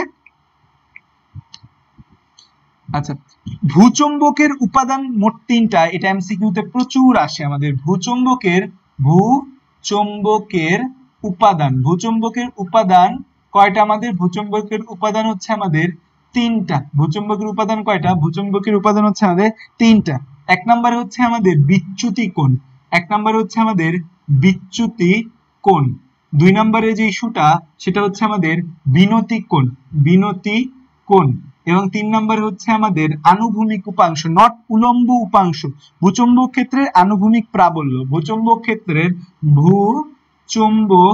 ক্ষেত্রের আনুভূমিক প্রাবল্য। দেখো এটা আমাদের সত্য মিথ্যায় আসতে পারে, এবং সবচেয়ে বেশি যেটা চেঞ্জ করে দেয় উলম্ব প্রাবল্য দিয়ে দেয়, আনুভূমিক প্রাবল্য, ঠিক আছে?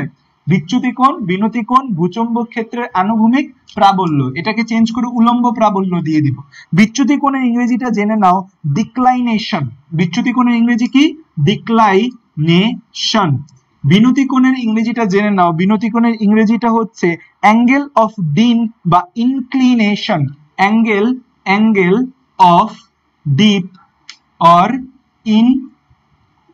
ইনক্লিনেশন। এবং হচ্ছে আমাদের ভূচৌম্বক ক্ষেত্রের আনুভূমিক প্রাবল্য হরিজন্টাল ইন্টেন্সিটি অফ, আচ্ছা হরিজন্টাল নাম মনে রাখলে হবে। বিনতি কোণ, বিচ্যুতি কোণের এখানে মনে রাখতে হবে এই বিনতি কোণ ঢাকার কত, এই বিচ্যুতি কোণ ঢাকার হচ্ছে হাফ ডিগ্রি পূর্ব, এটার হচ্ছে ঢাকার বিনতি কোণ। ঢাকার বিনতি কোণ কত? হাফ ডিগ্রি পূর্ব। বিচ্যুতি কোণ, ঢাকার বিচ্যুতি কোণ কত? হাফ ডিগ্রি পূর্ব। ঢাকার বিনতি কোণ হচ্ছে 31 ডিগ্রি নর্থ। এগুলো এমসিকিউর জন্য মাস্ট প্রশ্ন, এগুলো জানতে হবে। ভূচৌম্বক ক্ষেত্রে আনুভূমিক প্রাবল্য, এটা রাজশাহীটা দেওয়া আছে মোস্ট প্রবাবলি বইয়ে। হ্যাঁ, রাজশাহীর আনুভূমিক প্রাবল্য 29 29 অ্যাম্পিয়ার পার মিটার ইনভার্স। এটা রাজশাহীর দেওয়া আছে, রাজশাহীর মান কত 29 অ্যাম্পিয়ার পার মিটার ইনভার্স। এই এতগুলো এই কয়টা মান জাস্ট মনে রাখবা। বিচ্যুতি কোণ জিনিসটা কি? এখন তোমার মনে প্রশ্ন আসতে পারে ভাই বিচ্যুতি কোণ জিনিসটা কি? বিচ্যুতি কোণ হচ্ছে এই চৌম্বক মধ্যতল আর ভৌগোলিক মধ্যতলের মধ্যবর্তী কোণ। যে কোনো জায়গায় তুমি একটা চুম্বক ছেড়ে দিলা, সেই চৌম্বক মধ্যতল এবং ভৌগোলিক মধ্যতলের মধ্যবর্তী যে কোণ সেটাকে কি বলা হয়? সেটাকে বলা হয় বিচ্যুতি কোণ বলা হয়। চৌম্বক মধ্যতল এবং ভৌগোলিক মধ্যতলের মধ্যবর্তী যে কোণ সেটাকে কি বলা হয়? বিচ্যুতি বলা হয়। কি বলা হচ্ছে? বিচ্যুতি বলা হচ্ছে। বিনতি কি? বিনতি হচ্ছে একটা মুক্তভাবে তুমি একটা চুম্বক ঝুলাই দিলা, সেটা আনুভূমিকের সাথে যে কোণ উৎপন্ন করে সেটাকে বিনতি কোণ বলা হয়। তাহলে বিচ্যুতি কোণ একটা চুম্বক ছেড়া দিলা, সেই চুম্বকটার চুম্বক মধ্যতল আর ভৌগোলিক মধ্যতলের মধ্যবর্তী কোণকে বলা হয় কি? বিচ্যুতি কোণ বলা হয়। বিনতি কোণ যে জিনিসটা আছে, বিনতি কোণ বলতে কি বোঝায়? বিনতি কোণ বলতে বোঝায় যে একটা চুম্বক ছেড়ে দিলে চুম্বকটা সোজা থাকে না, একটু এরকম বেঁকে যায়। এই আনুভূমিকের সাথে যে কোণটা তৈরি করে সে থাকে, আনুভূমিকের সাথে মাটির সাথে, সেই কোণটাকে কি বলা হয়? সেই কোণটাকে বলা হয় বিনতি কোণ। আবার আরেকটা আছে প্রাবল্য, ভূচুম্বক ক্ষেত্রে প্রাবল্য। সেই প্রাবল্যটা হইছে ভাগ একটা আনুভূমিক উপাংশ, আনুভূমিক প্রাবল্য, এবং হচ্ছে যে আমাদের এটা হচ্ছে বেসিক্যালি একটা ভাগ করে বের করে আনুভূমিক প্রাবল্যটা। ঠিক আছে? সো এগুলোর সংজ্ঞা চাইলে বই থেকে দেখতে পারো, নাও দেখতে পারো, না দেখলেও কোনো সমস্যা নাই, কিন্তু তোমাকে এই নামগুলা জানতে হবে। ভূচুম্বকের উপাদান কয়টা? 3টা, বিচ্যুতি, বিনতি, আনুভূমিক প্রাবল্য। ঢাকার বিচ্যুতি হাফ ডিগ্রি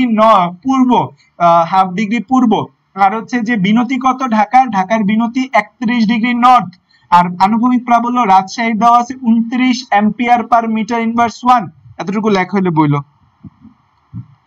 31 ডিগ্রি নর্থ মানে কি? 31 ডিগ্রি নর্থ বলতে বোঝাচ্ছে যে তুমি ঢাকায় একটা চুম্বককে মুক্তভাবে ঝুলাইলে, তার ভারকেন্দ্র হতে ঝুলাইলে, যে ভারকেন্দ্র মানে একদম মধ্যবিন্দু থেকে তুমি যদি ঝুলাও, তাইলে দ্বন্দ্ব চুম্বকটি উত্তর মেরু আনুভূমিক নিচের দিকে ঝুলে স্থির থাকবে এবং চুম্বকের চুম্বক অক্ষ তলের সাথে 31 ডিগ্রি কোণ তৈরি করবে।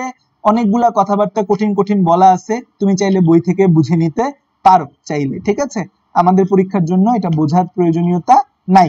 ওকে, এখন আসো যে আমরা এই চুম্বকত্ব নিয়ে কিছু কথাবার্তা বলবো, বা চুম্বকের কিছু গুরুত্বপূর্ণ কথা আমরা জানবো।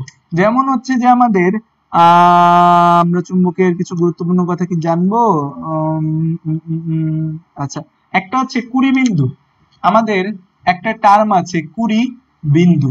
কুড়ি বিন্দু হচ্ছে যে তুমি তাপ প্রয়োগ করলা, যে তাপমাত্রায় চুম্বকের চুম্বকত্ব, যে তাপমাত্রায় আমাদের চুম্বকের চুম্বকত্ব,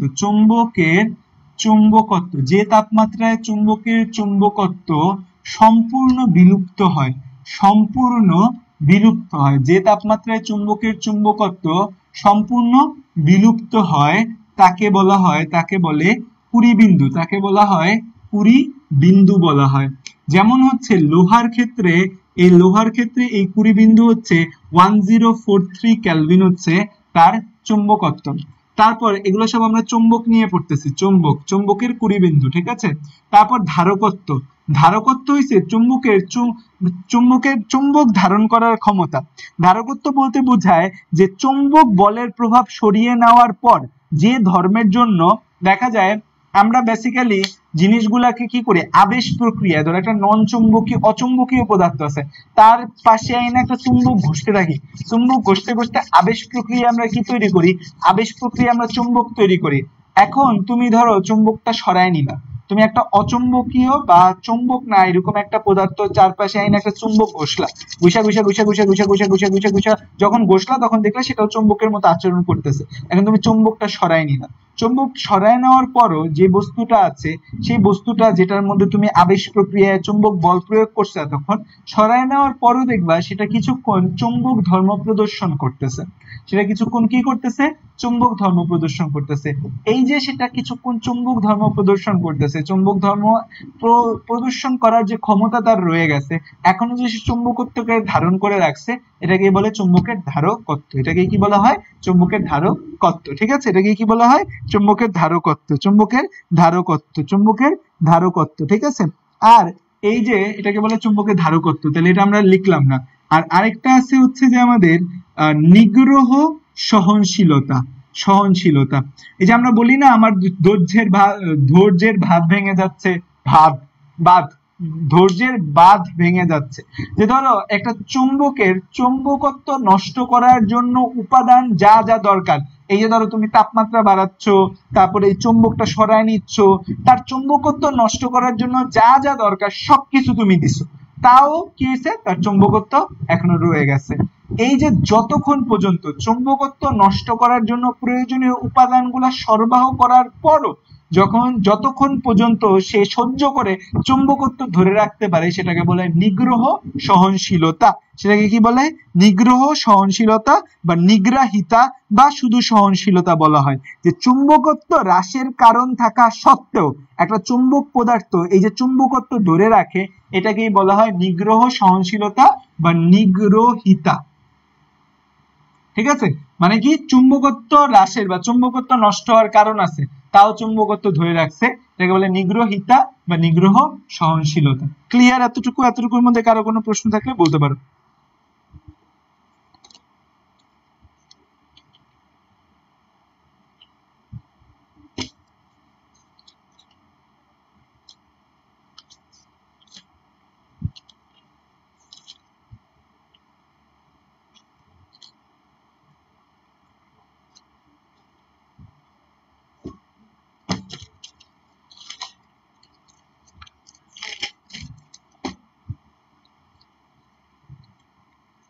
আচ্ছা, আমাদের চুম্বক বেসিক্যালি কয় টাইপের আছে? আমাদের চুম্বক বেসিক্যালি 3 প্রকারের হয়, তাই না? ডায়াচুম্বক, প্যারাচুম্বক, ফেরোচুম্বক। ওই ফেরোচুম্বকের আরো 2টা টাইপ আছে, অ্যান্টিফেরা, প্রতিফেরা, এরকম কিছু টাইপ। এটা আমাদের চুম্বক বেসিক্যালি 3 টাইপের। সো খাতাটা এরকম, তোমাদের খাতাটা তো এরকম সোজা না, তোমরা খাতাটাকে এরকম বাঁকাও, বাঁকায়া তারপর পার্থক্য লেখো, হ্যাঁ, নাহলে জায়গা হবে না খাতার মধ্যে পার্থক্য লেখার। তো আসো যে আমরা পার্থক্যগুলা লিখি। যে আমাদের 3 ধরনের চুম্বক যে আছে, এই পার্থক্য থেকেই 3 ধরনের চুম্বকের সব কথাবার্তা চলে আসবে।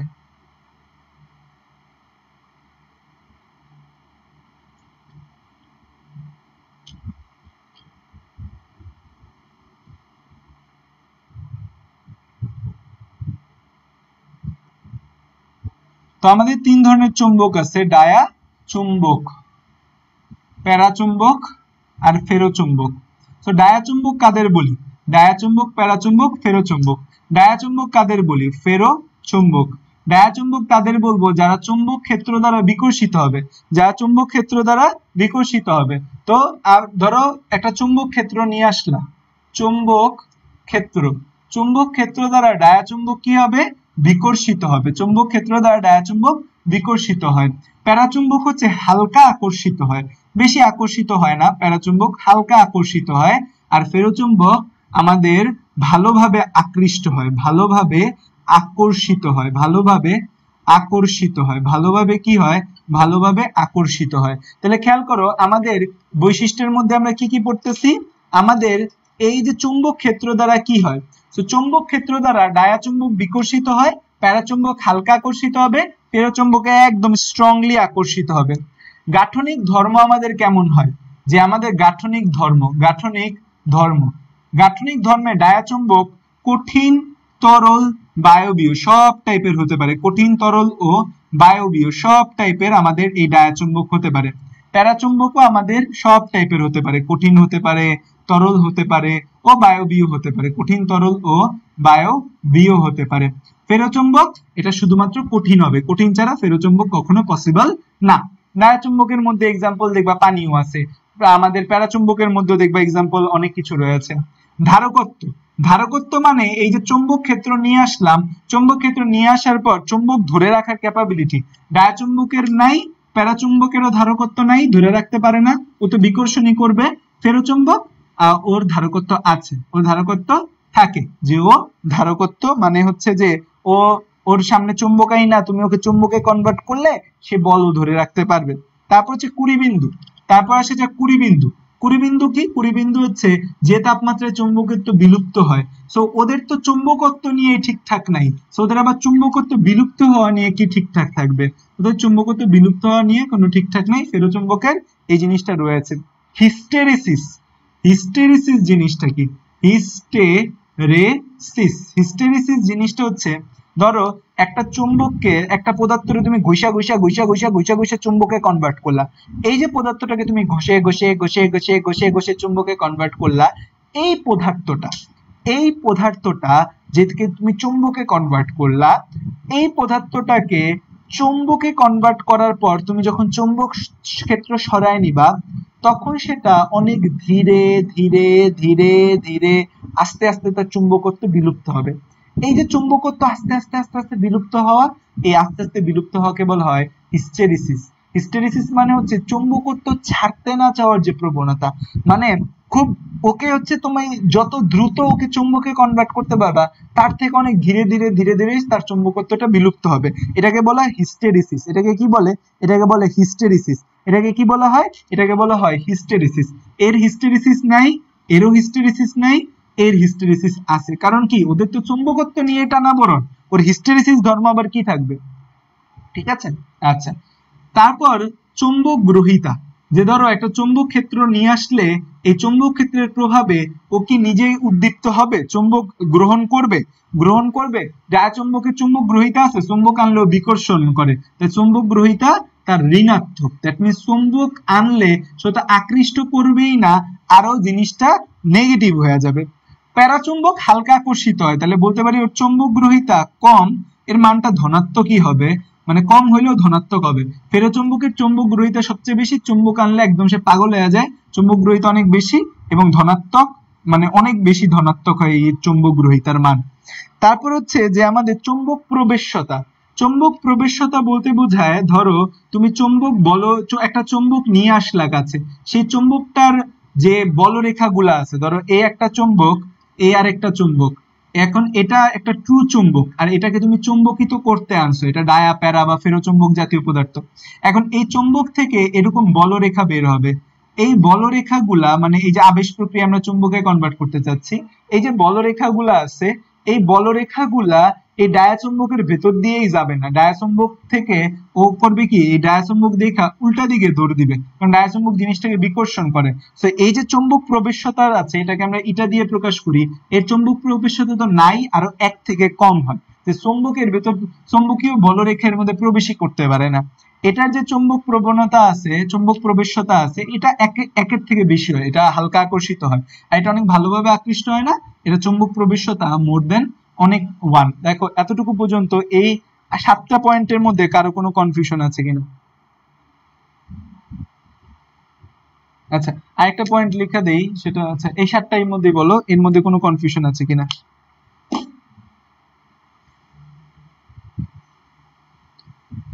तेरे जैसा यार कहाँ कहाँ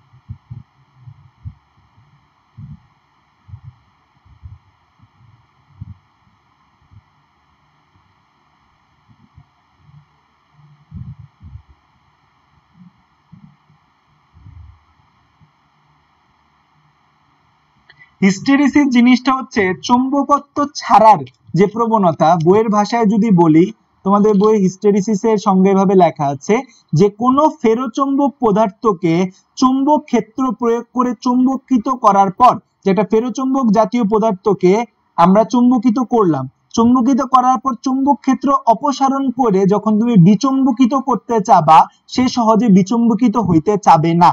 চুম্বক ক্ষেত্র দিয়ে তুমি যখন তাকে চুম্বকে কনভার্ট করলা, সেটা যত দ্রুত হবে, বিচুম্বকন তত দ্রুত হবে না, তত আস্তে আস্তে হবে।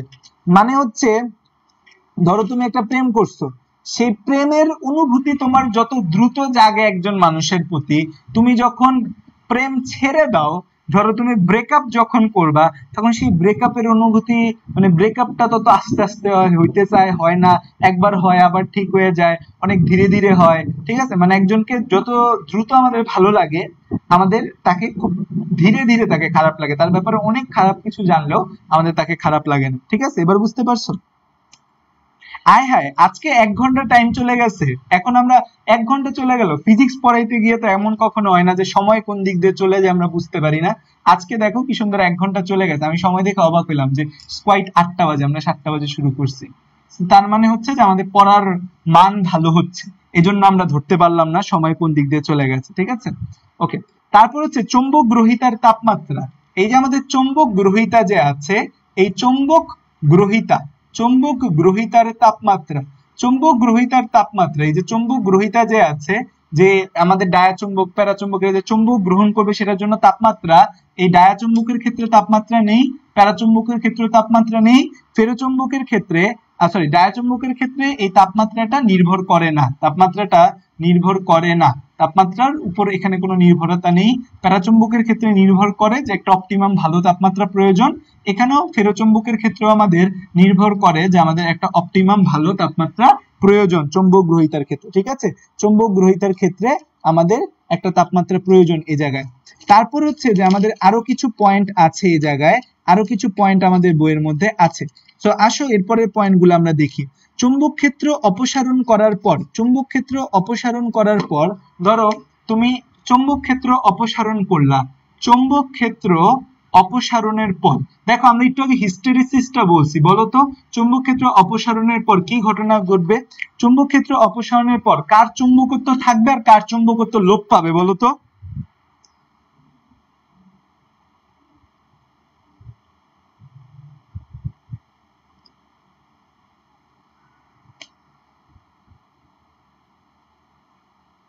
বলো বলো, চুম্বক ক্ষেত্র অপসারণের পর কার চুম্বকত্ব লোপ পাবে আর কার চুম্বকত্ব রয়ে যাবে?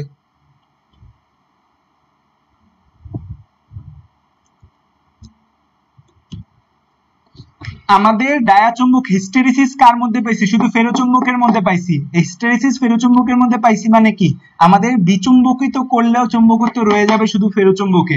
এই চুম্বক ক্ষেত্র অপসারণের পর ডায়াচুম্বক আমাদের এই চুম্বকত্ব লোপ পায়, এই চুম্বকত্ব এখানে কি হয়, চুম্বকত্ব এই জায়গায় আমাদের লোপ পায়, চুম্বকত্ব আমাদের কি পায়, লোপ পায়। এখানেও আমাদের হচ্ছে চুম্বকত্ব লোপ পায়, চুম্বকত্ব কি হয়, চুম্বকত্ব লোপ পায়। ফেরোচুম্বকত্বের ক্ষেত্রে আমাদের চুম্বকত্ব রয়ে যায়, চুম্বকত্ব রয়ে যায়, চুম্বকক্ষেত্র রয়ে যায়, চুম্বকত্ব কি হয়, চুম্বকত্ব রয়ে যায়, চুম্বকত্ব রয়ে যায়। তারপর হচ্ছে চুম্বক ক্ষেত্র স্থাপন করলে, ধরো আমরা চুম্বক ক্ষেত্র স্থাপন করলে, চুম্বক ক্ষেত্র আমরা ধরো স্থাপন করতেছি, চুম্বক ক্ষেত্র স্থাপন করলে কি হবে ঘটনাটা, চুম্বক ক্ষেত্র যদি আমরা স্থাপন করলে এই চুম্বক মানে চুম্বক ক্ষেত্রটা কোন দিকে যাবে, প্রবলতর থেকে দুর্বলতর অংশের দিকে যাবে। চুম্বক ক্ষেত্র আমাদের কোন দিকে যাবে, চুম্বক ক্ষেত্র আমাদের কোন দিকে যাবে, চুম্বক ক্ষেত্র হচ্ছে যে আমাদের প্রবলতর অংশ থেকে দুর্বলতর অংশের দিকেও যায়, আবার দুর্বলতর অংশ থেকে প্রবলতর অংশের দিকেও যায়। তো আমাদের এই যে ডায়াচুম্বক, এই ডায়াচুম্বকটা কি হয়, ডায়াচুম্বকটা কিন্তু চুম্বকত্ব গ্রহণ করে না। তো এই জন্য এই ডায়াচুম্বকের চুম্বক ক্ষেত্রটা আস্তে আস্তে দুর্বল হয়, প্রবল থেকে দুর্বলের দিকে যায়। এটা কি হয়, ডায়াচুম্বকের ক্ষেত্রে এই চুম্বক ক্ষেত্র স্থাপন করলে প্রবলতর স্থান থেকে দুর্বলতর অংশে যায়, প্রবলতর স্থান থেকে কোথায় যায়, দুর্বলতর অংশে যায়। আর এই প্যারা এবং ফেরোচুম্বক এই দুইটাই কি হয়, দুর্বল থেকে আস্তে আস্তে কি হয়, দুর্বলতর অংশ থেকে আমাদের কোন দিকে যায়, প্রবল অংশে যায়, দুর্বলতর অংশ থেকে প্রবলতর অংশে যায়। এটাও কি হয় আমাদের, এটা হচ্ছে যে আমাদের দুর্বলতর অংশ থেকে প্রবলতর অংশে যায়, দুর্বলতর অংশ থেকে কোথায় যায়, প্রবলতর অংশে যায়, দুর্বলতর অংশ থেকে কোথায় যায়, প্রবলতর অংশে যায়। মানে এখানে চুম্বক ক্ষেত্র স্থাপন করলে এটা ফার্স্টের দিকে একটু প্রবল চুম্বক ক্ষেত্র একটু চুম্বকত্ব দেখাইতে থাকে, প্রবল একটু চুম্বকত্ব আসে, তারপর আস্তে আস্তে চুম্বকত্ব বিলুপ্তির দিকে চলে যায়, এই জন্য বলা হয় প্রবলতর থেকে দুর্বলতরে যায়। আর এখানে ফার্স্টের দিকে চুম্বকত্ব কম থাকে, সময় যত বাড়বে চুম্বকত্ব দুইটার ক্ষেত্রেই বাড়ে, দুইটার ক্ষেত্রেই চুম্বকত্ব বাড়ে, চুম্বকত্ব দুইটার দিকেই বাড়ে। আর এখানে চুম্বক ক্ষেত্র স্থাপন করলে এটা এখানে ধরো আমি চুম্বক ক্ষেত্র স্থাপনের পর, এখানে আমাদের চুম্বক ক্ষেত্র স্থাপনের পর 11 নম্বর পয়েন্ট কি দেখা যায়, এই 11 নম্বর পয়েন্টে আমরা দেখতে পাই চৌম্বক ক্ষেত্র স্থাপনের পর, ধরো আমি চৌম্বক ক্ষেত্র স্থাপন করলাম, চৌম্বক ক্ষেত্র স্থাপনের পর আমরা কি দেখতে পাবো? চৌম্বক ক্ষেত্র স্থাপনের পর আমরা দেখতে পাবো যে আমাদের চৌম্বক ক্ষেত্রের বিপরীত দিকে সামান্য চুম্বকত্ব লাভ করে। তারা কোন দিকে চুম্বকত্ব লাভ করে? চৌম্বক ক্ষেত্রের বিপরীত দিকে, চৌম্বক ক্ষেত্রের বিপরীত দিকে, চৌম্বক ক্ষেত্রের বিপরীত দিকে সামান্য চুম্বকত্ব লাভ করে, চৌম্বক ক্ষেত্রের বিপরীত দিকে সামান্য চুম্বকত্ব লাভ করে।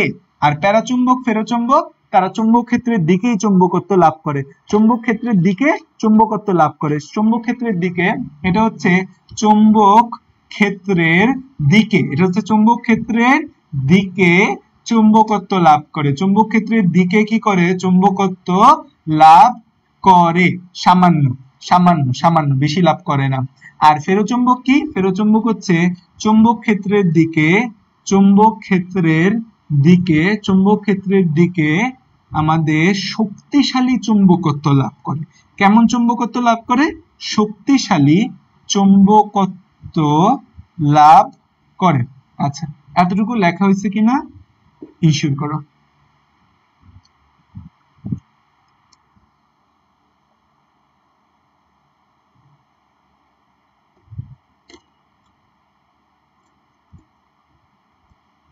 হেলিঅ্যান্থাস অ্যানুনাস কে আপনি? আপনার আজকে আমি ফার্স্ট দেখলাম লাইফে।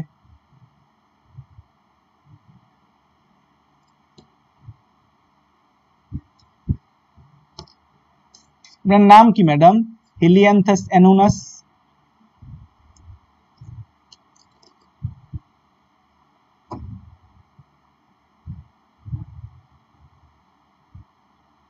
আচ্ছা, এক্সাম্পল আমাদের একটু মনে রাখতে হবে, সবার সবার না, যে কোনো দুইটা আমরা মনে রাখবো।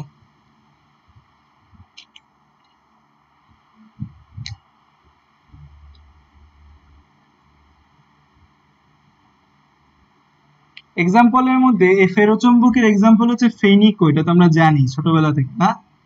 Iron, nickel, cobalt.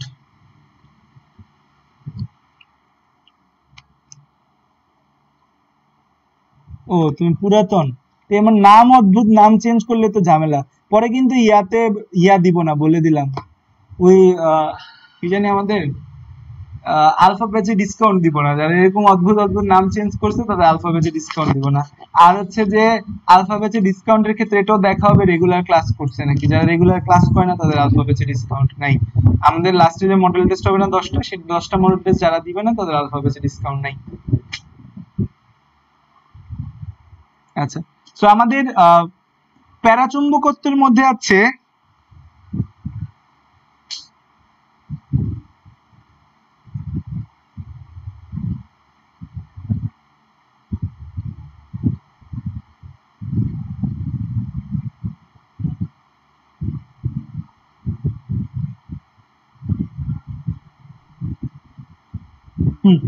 আচ্ছা, সো এই প্যারাচুম্বকগুলার নাম মনে রাখবে এভাবে, ডায়াচুম্বকের নাম মনে রাখা লাগবে না, প্যারাচুম্বকের নাম মনে রাখবা সোনা মণি প্লেটে, সোনা মণি প্লেটে ম্যাঙ্গো, ম্যাঙ্গো ও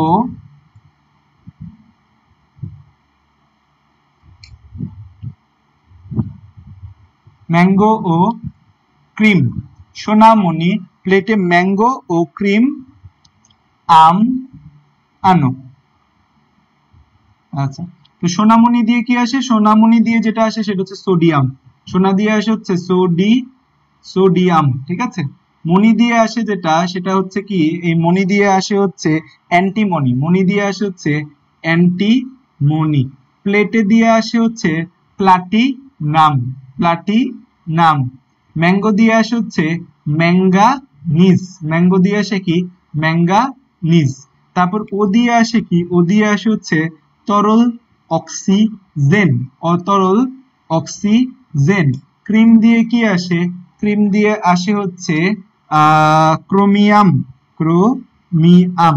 আম দিয়ে আসে হচ্ছে অ্যামোনিয়াম, আম দিয়ে আসে হচ্ছে অ্যামোনিয়াম, আম দিয়ে কি আসে? আম দিয়ে আসে অ্যামোনিয়াম। এগুলো হচ্ছে আমাদের প্যারাচুম্বক। সোনামণি প্লেটে ম্যাঙ্গো ও ক্রিম আম আনো। লেখা শেষে বলো।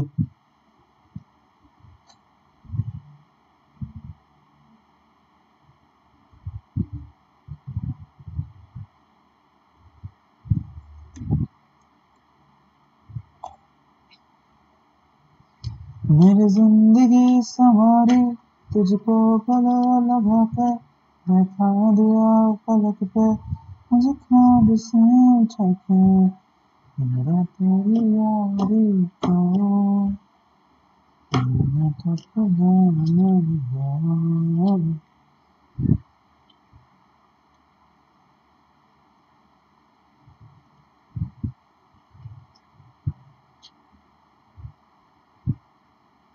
আচ্ছা, সো আমাদের হচ্ছে যে এই তিনটা চুম্বক ছাড়াও আরো কিছু টাইপের চুম্বক নিয়ে আমাদের বইয়ে কথাবার্তা বলা আছে, ঠিক আছে? কি কি আছে? একটা হচ্ছে ফেরো চুম্বকত্ব, একটা আছে ফেরি চুম্বকত্ব। ফেরি চুম্বকত্ব, এটার এক্সাম্পল হচ্ছে ফেরাইট Fe3O4, Fe3O4, এটা কি বলি আমরা? ফেরাইট বলি। এটা হচ্ছে আমাদের ফেরি চুম্বকত্ব দেখায়। এরপর আছে অ্যান্টি ফেরো চুম্বকত্ব, অ্যান্টি ফেরো চুম্বকত্ব, অ্যান্টি ফেরো চুম্বকত্ব এটাকে দেখাবে, এটা দেখাবে manganese oxide, manganese fluoride, manganese oxide, manganese fluoride. আচ্ছা, এখন আসো যে আমাদের দুই ধরনের চুম্বক খুব ইম্পর্টেন্ট, একটা হচ্ছে তড়িৎ চুম্বক আর একটা হচ্ছে আমাদের স্থায়ী চুম্বক। তড়িৎ চুম্বকটা আমাদের ইনস্ট্যান্ট প্রয়োজন হয়, যেমন ধরো এটা হচ্ছে যে আমাদের একটা তোমার এটা হচ্ছে যে ধরো আমাদের একটা লোহার কিছু, এটার চারপাশে এরকম তার পেঁচাবো, তার পেঁচাইয়া যখন আমার প্রয়োজন তখন আমি বিদ্যুৎ প্রবাহ চালাবো, সেই বিদ্যুৎ প্রবাহের প্রভাবে এটা চুম্বকে কনভার্ট হবে, যখন আমার প্রয়োজন না অফ করে দিব। যেমন এটা বেশিরভাগ ব্যবহার করা হয় আমাদের কনিং বেল আছে না, কনিং বেলে যখন আমরা টিপ দেই তখন একটা বিদ্যুৎ প্রবাহ আসে, কনিং বেল বেজে ওঠে, টিপ দেই না, বাজে না। তারপর আমাদের ক্রেন আছে না, ক্রেন, ক্রেন গুলায় বেসিক্যালি পোর্টে দেখা যায়, তোমরা দেখবে চট্টগ্রাম পোর্টে এই বিশাল বড় বড় কন্টেইনার উঠাচ্ছে নামাচ্ছে, এগুলো কি থাকে? চুম্বক থাকে। এই চুম্বকগুলো সব তড়িৎ চুম্বক থাকে। সো তড়িৎ চুম্বক হচ্ছে ইনস্ট্যান্ট ইউজের জন্য, আবার চলে যাবে। আর স্থায়ী চুম্বক যেটা একবার কনভার্ট করব সেটা অনেক দীর্ঘ সময় চুম্বক হিসেবে থাকবে। তাহলে বলো তো কোনটার ক্ষেত্রে হিস্টেরিসিসটা আমার বেশি লাগবে? বলো তো হিস্টেরিসিস কার মধ্যে বেশি লাগবে? তড়িৎ চুম্বকে হিস্টেরিসিস বেশি লাগবে নাকি স্থায়ী চুম্বকে হিস্টেরিসিস বেশি লাগবে? আমরা কোনটা চাই যে হচ্ছে যে আমাদের সাথে সাথে অনেক দীর্ঘক্ষণ চুম্বক থাকুক, আর কোনটা চাই যে দীর্ঘক্ষণ চুম্বক না থাকুক?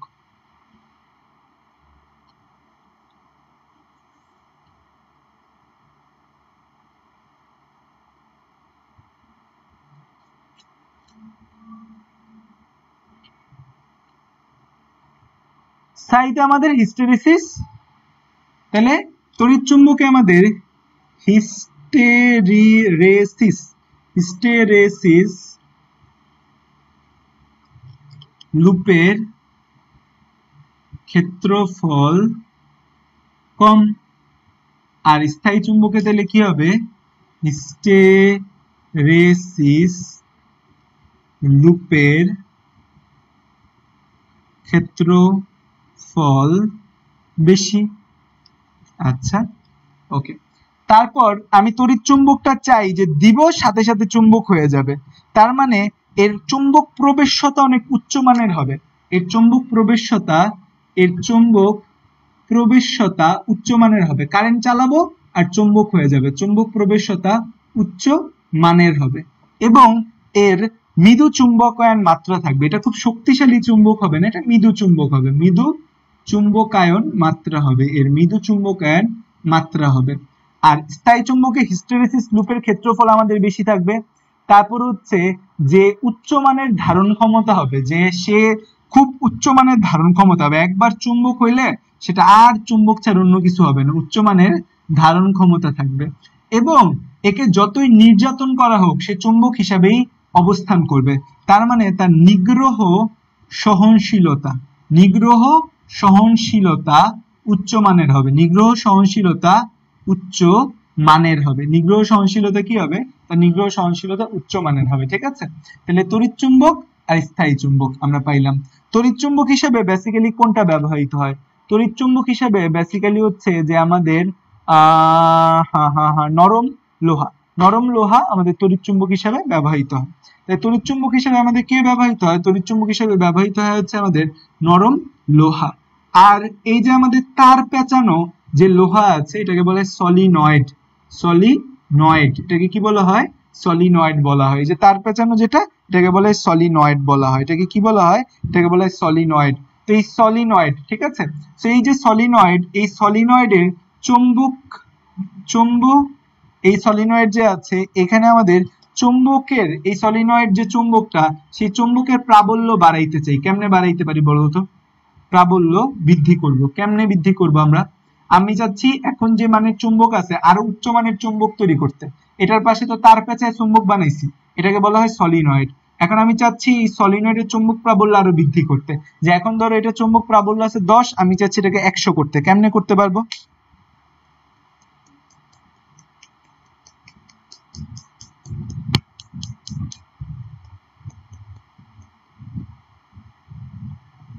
সকালবেলা ক্লাস করায় অনেককে দেখতে পারতেছি আমি, নাকি হচ্ছে যে কমেন্ট করে তারা তাদের কমেন্ট দেখতে পায়, দেখা হয় না। কুণ্ডলী বাড়ায় দিতে পারি, এটা একটা জিনিস। তার বেশি পাঠাইলে তার প্যাচ বাড়াইতে পারি, আর একটা তড়িৎ প্রবাহ বাড়ায় দিতে পারি। ঠিক আছে, তো তড়িৎ প্রবাহ বাড়ায় দিতে পারি আর হচ্ছে প্যাচের সংখ্যা বাড়াইতে পারি। তো তড়িৎ প্রবাহ বাড়ায় দিতে পারি, আর একটা হচ্ছে প্যাচ সংখ্যাও বাড়ায় দিতে পারি।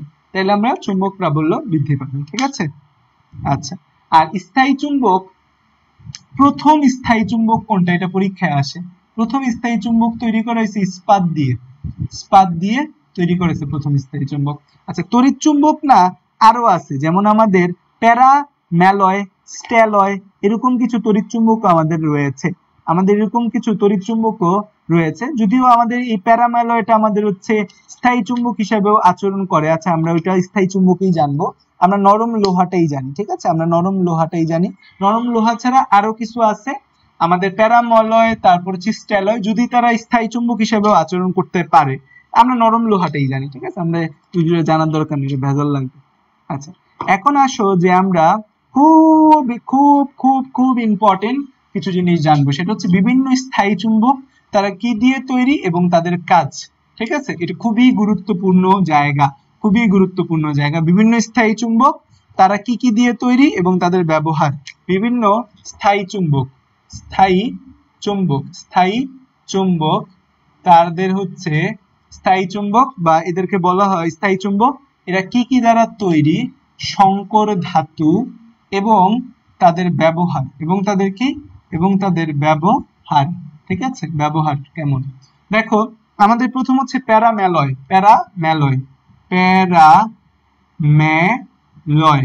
এই প্যারাম্যালয় আমাদের তৈরি হয়েছে দুইটা জিনিস দিয়ে, একটা লোহা আর নিকেল দিয়ে, আয়রন এন্ড নিকেল দিয়ে এই প্যারাম্যালয়টা তৈরি। এই প্যারাম্যালয়টা বেসিক্যালি তড়িৎ চুম্বক হিসেবে ব্যবহৃত হয়। ঠিক আছে, জিনিসটা স্থায়ী চুম্বক একটা, বাট এরা তড়িৎ চুম্বক হিসেবে ব্যবহৃত হয়। ব্যবহার হয় কি হিসাবে? ব্যবহার হয় তড়িৎ চুম্বক হিসেবে ব্যবহার হয়। তারপরে আসে যে স্টেলয়টা হচ্ছে কাঁচা লোহা। স্টেলয়টা বা এটাকে আমরা বলতে পারি কাঁচা লোহা। এই স্টেলয় বা কাঁচা লোহা যে আছে তার মধ্যে আমরা লোহা plus 4% silicon, iron plus 4% silicon মিশাবো। এটা কোথায় আমাদের ব্যবহার হবে? এটা ব্যবহার হয় আমাদের ট্রান্সফরমারের মজ্জা। ট্রান্সফরমার আছে না? এই যে ট্রান্সফরমার যে আছে, এই ট্রান্সফরমারের মজ্জা মানে কোর, ট্রান্সফরমারের মজ্জা বা কোর তৈরিতে। তারপর হচ্ছে টেলিফোন যে আছে, টেলিফোনের মধ্যে, টেলিফোন খুললে ছোটবেলায় আমার প্রিয় কাজ ছিল যে কোনো খেলনা কেনার পর সেই খেলনা ভাইয়া সেটা চুম্বক বের করা। এমনকি চুম্বক বের করার জন্য আমি বাসায় একবার এক সাউন্ড বক্স ছিল, সেই সাউন্ড বক্স কাইটা ওটাতে বড় একটা চুম্বক বের করছি, তারপর যখন বাসায় সবাই জিজ্ঞাসা করছে সাইনবোর্ড কে কাটছে, এই সাউন্ড বক্স কে কাটছে, আমি বলছি যে এই দুর্গাইটা দিছে। ঠিক আছে, ছোটবেলায় কিন্তু আমরা প্রচুর মিথ্যা কথা বলতাম। ছোট বাচ্চাদের জন্য শিখাইতে হবে মিথ্যা কথা না বলা। সো মানে ছোট বাচ্চারা প্রচুর মিথ্যা কথা বলে নিজের বেনিফিটে, সো এটা তাদের শিখাইতে হবে যে বলা যাবে না। তো হচ্ছে যে এই চুম্বক বের করার জন্য পাগল ছিলাম, নতুন খেলনা ভাঙ্গা ফেলতাম চুম্বক বের করার জন্য, এবং মানুষের বাসায় খেলনা গেলে পাইলে হাতে ভাঙ্গা চুম্বক নিয়ে চলে আসতাম। ঠিক আছে, তো এই যে আমাদের কি আছে, টেলিফোনের ডায়াফ্রাম, তারপর ডায়নামো ও মোটরের আর্মাচার, টেলিফোনের ডায়াফ্রাম, টেলিফোনের ডায়াফ্রাম, তারপর হচ্ছে ডায়নামো, ডায়নামো একটা যন্ত্র, ডায়নামো ও মোটর আছে, মোটরের আর্মেচার, এগুলা বিভিন্ন অংশের নাম, ডায়াফ্রাম এবং মোটর, এগুলার আর্মেচার। এসব জায়গায় কি ব্যবহার হয়, স্টেলয় বা কাঁচা লোহা ব্যবহার হয়। তারপর সিরামিক চুম্বক, সিরামিক চুম্বক এটা কষ্ট করে একটু মুখস্থ করতে হবে। সিরামিক চুম্বক, সিরামিক চুম্বকটা কোথায় ব্যবহার হয়, সিরামিক চুম্বকটা হচ্ছে আমাদের থাকে আয়রন অক্সাইড ও বেরিয়াম অক্সাইড, এখানে থাকে আয়রন অক্সাইড, এখানে থাকে হচ্ছে আয়রন অক্সাইড ও বেরিয়াম অক্সাইড, আয়রন অক্সাইড ও বেরিয়াম অক্সাইড। এই যে আয়রন অক্সাইড এবং বেরিয়াম অক্সাইড, এই আমাদের সিরামিক চুম্বক কোথায় ব্যবহৃত হয়, কম্পিউটারের স্মৃতির ফিতায়, টেপ রেকর্ডারের ফিতায়, রেডিও অ্যান্টেনা তৈরিতে। কম্পিউটার যে আছে, হার্ড ডিস্ক যে আছে, কম্পিউটারের স্মৃতির ফিতায়, যে জায়গাটায় মেমোরি থাকে সেই মেমোরির ফিতায়, এখন অবশ্যই ফিতা যুক্ত জিনিস ব্যবহার হয় না। তারপর হচ্ছে টেপ রেকর্ডার, ছোটবেলায় তোমরা হচ্ছে ক্যাসেট দেখছো কিনা জানি না, আমরা যখন ছোট ছিলাম তখন হচ্ছে এরকম একটা বক্সের মতো পাওয়া যেত, সেটার মধ্যে একটা ক্যাসেট ভরতাম, ক্যাসেট ভরে ওটা ছাড়লে তারপর গান হইতো, মানে আগে যে গানগুলা পাওয়া যেত আগে এরকম ক্যাসেট বের হইতো, ক্যাসেট বলতাম। তারপর আসছে সিডি ক্যাসেট আসছে, সিডি ক্যাসেটের আগে এরকম বক্স আকৃতির ক্যাসেটের যুগ ছিল যেগুলা দিয়ে গান শুনতে হইতো। সো ওই যে ক্যাসেট আছে না, ওই ক্যাসেট খুলতেও ভালো লাগতো, ওই ক্যাসেটের মধ্যে এরকম গোল গোল গোল গোল একটা ফিতা আছে, ওই ফিতাটা টাইনা, ক্যাসেট ভাঙে ওই ফিতাটা টাইনা বের করতাম, ওই যে ফিতা আছে না, ওই ফিতাটার মধ্যেও কিন্তু আমাদের এই সিরামিক চুম্বক থাকতো। ঠিক আছে, এটাকে কি বলা হয়, যে আমরা বলি টেপ রেকর্ডারের ফিতা, এটাকে কি বলে, এটাকে বলে টেপ রেকর্ডারের ফিতা। তখন ওইটা কি নাই না, আসিফের গান শুনতাম, ও পিয়া ও পিয়া তুমি কোথায়, এটা ছিল তখন হচ্ছে আসিফের সবচেয়ে ফেমাস গান। ওই গান দেখা যায় বাংলাদেশের সব জায়গায় বাজতো, টেপ রেকর্ডারের ফিতা। আর হচ্ছে রেডিও অ্যান্টেনা তৈরিতেও ব্যবহার করা হয়, রেডিও অ্যান্টেনা তৈরিতে, রেডিও অ্যান্টেনা তৈরিতে ব্যবহার, রেডিও অ্যান্টেনা তৈরিতে ব্যবহার হচ্ছে। তাহলে খেয়াল করো, প্যারাম্যালয়, প্যারাম্যালয় কি দিয়ে তৈরি, আয়রন ও নিকেল দিয়ে তৈরি, কি দিয়ে তৈরি, এটা পরীক্ষায় প্রচুর আসে, ব্যবহার তড়িৎ চুম্বক হিসাবে। স্টেলয় বা কাঁচা লোহা, আয়রন এবং 4% সিলিকন দিয়ে তৈরি, কোথায় ব্যবহার হয়, ট্রান্সফরমারের মজ্জা ও টেলিফোনের ডায়াফ্রামে। সিরামিক চুম্বক আমাদের আরেকটা হচ্ছে ডায়নামো মোটরের আর্মেচারে। সিরামিক চুম্বক আয়রন অক্সাইড ও বেরিয়াম অক্সাইড, কম্পিউটারের স্মৃতির ফিতায়, টেপ রেকর্ডারের ফিতায়, রেডিও অ্যান্টেনা তৈরিতে ব্যবহার হয়। আসিফ এভাবে শুরু করতো, ওর গানটা বলছে, বুকের বুকের জমানো ব্যথা কান্নার নোনা জলে, মানে ওর গলাটা এমন ভরাট ছিল, আর যে টান দিত মানে একদম হচ্ছে বাড়িঘর ফাটায় ফেলতো। আর আমরাও তখন হচ্ছে ছোটবেলায় চিল্লা পাল্লা করতাম।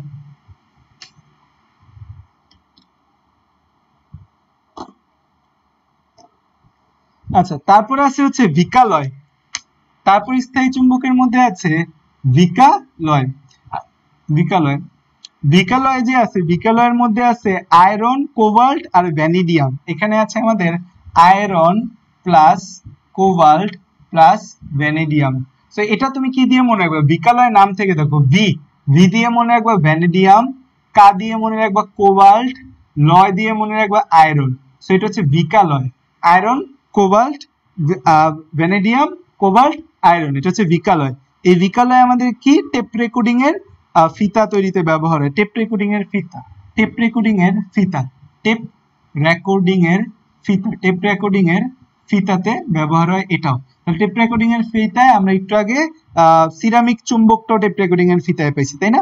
আরেকটা তারপর আছে মাম মেটাল, মাম মেটাল, মাম মেটালের মধ্যে হচ্ছে যে আমাদের এই ফেনিকো, যে আমাদের ফেনিকো যে আছে, ফেনিকো মাম মেটালে ব্যবহার হয়, মাম মেটালে ফেনিকো, তার সাথে মাম কথাটা যেহেতু আছে ম আছে, এই জন্য ম্যাঙ্গানিজ ব্যবহৃত, সরি ক্রোমিয়াম ব্যবহৃত এখানে। ফেনিকো ক্রোমিয়াম, ফেনিকো ক্রোমিয়াম, ফেনিকোক্রোম, ফেনিকোক্রোম। এটা ব্যবহৃত তড়িৎ চুম্বক তৈরিতে ব্যবহৃত হয়। তাহলে আমরা তড়িৎ চুম্বক তৈরিতে দুইটা জিনিস পাইলাম, একটা পাইছি প্যারামালয় আর একটা পেলাম মাম মেটাল তড়িৎ চুম্বক তৈরিতে। ঠিক আছে,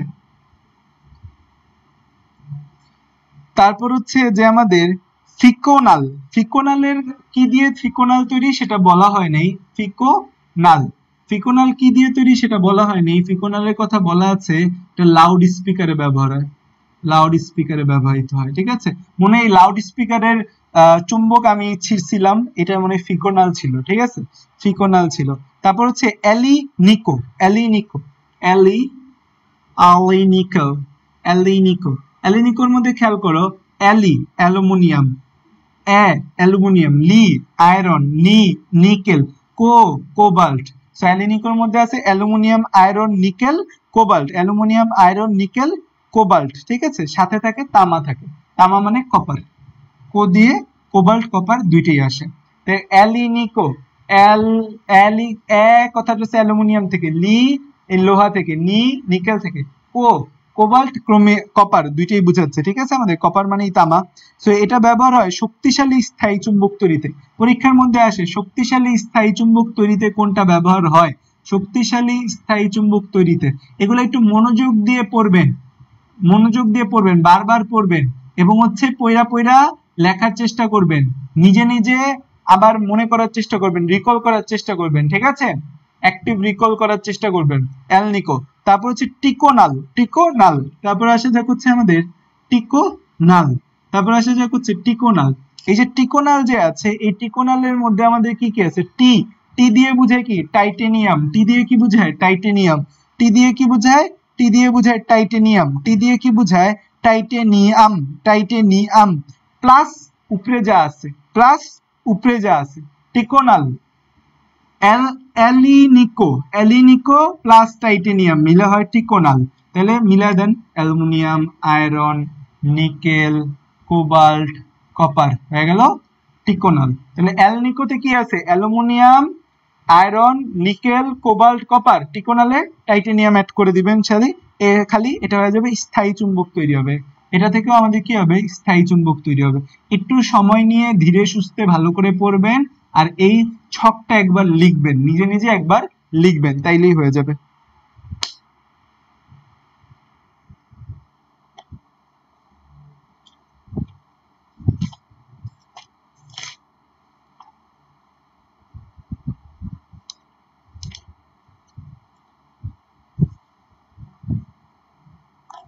লেখা শেষ হলে বললেন।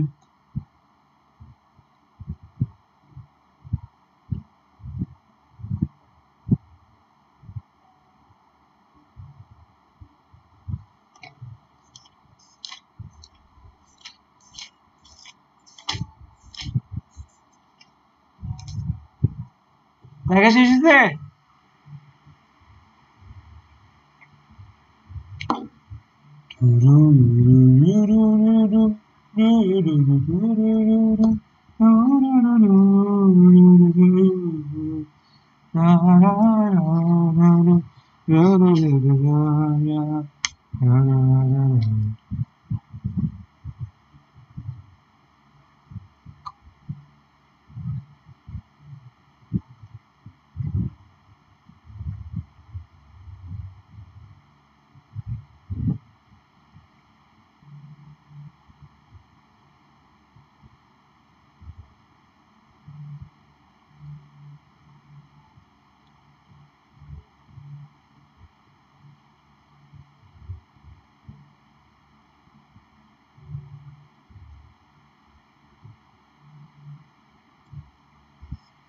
ঠিক আছে,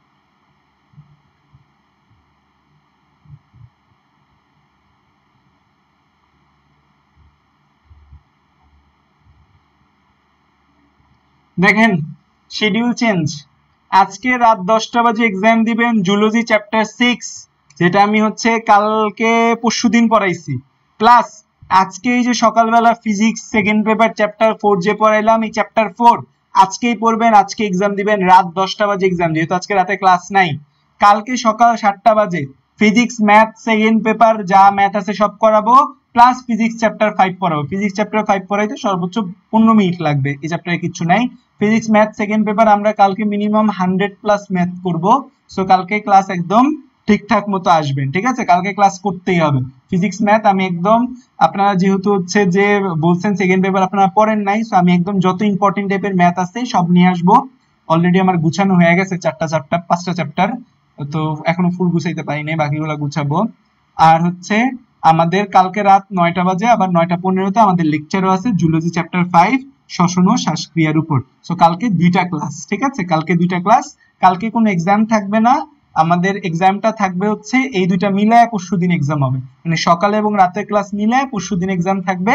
আর আজকে এক্সাম জুলজি চ্যাপ্টার 6 আর ফিজিক্স সেকেন্ড পেপার 4th চ্যাপ্টারের উপর, ঠিক আছে?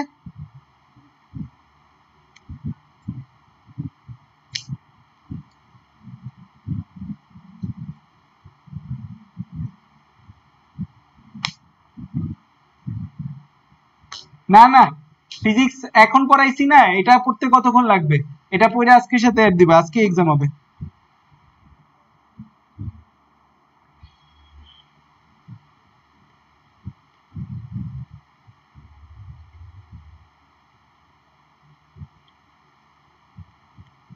না কালকে না, আজকে দিবা, আজকে দিতে বলছি আজকেই দিবা, আজকে দিতে বলছি আজকেই দিবা, ঠিক আছে? ওকে, আল্লাহ হাফেজ। না কালকে নিব না, আজকেই দিবা, কালকে এক্সাম নিব না, আজকেই ফিজিক্স যা পড়াইছি এটা আজকে এক্সাম দিবা। খালি প্রতিবার তোমরা যা বলো সেটাই চলবে না। এই জুলজি চ্যাপ্টার 6 আমি 1.5 দিন আগে পড়াইছি, 1.5 দিন আগে পড়াইছি। জুলজি চ্যাপ্টার 6ও আজকে পড়বা, ফিজিক্স সেকেন্ড পেপারের চ্যাপ্টার 4 আজকে পড়াইছি, আজকেই দিবা। আজকে রাত 10টা বাজে 100 নাম্বারের পরীক্ষা দিবে এই দুইটা মিলে। আমি এখান থেকে 60টা প্রশ্ন করব, এখান থেকে 40টা প্রশ্ন করব, আজকেই পড়বা, আজকেই দিবা। কেউ আমাকে ইনবক্সে নক দিয়ে বলবা না কালকে পরীক্ষা নিতে, এটা আজকেই দিবা।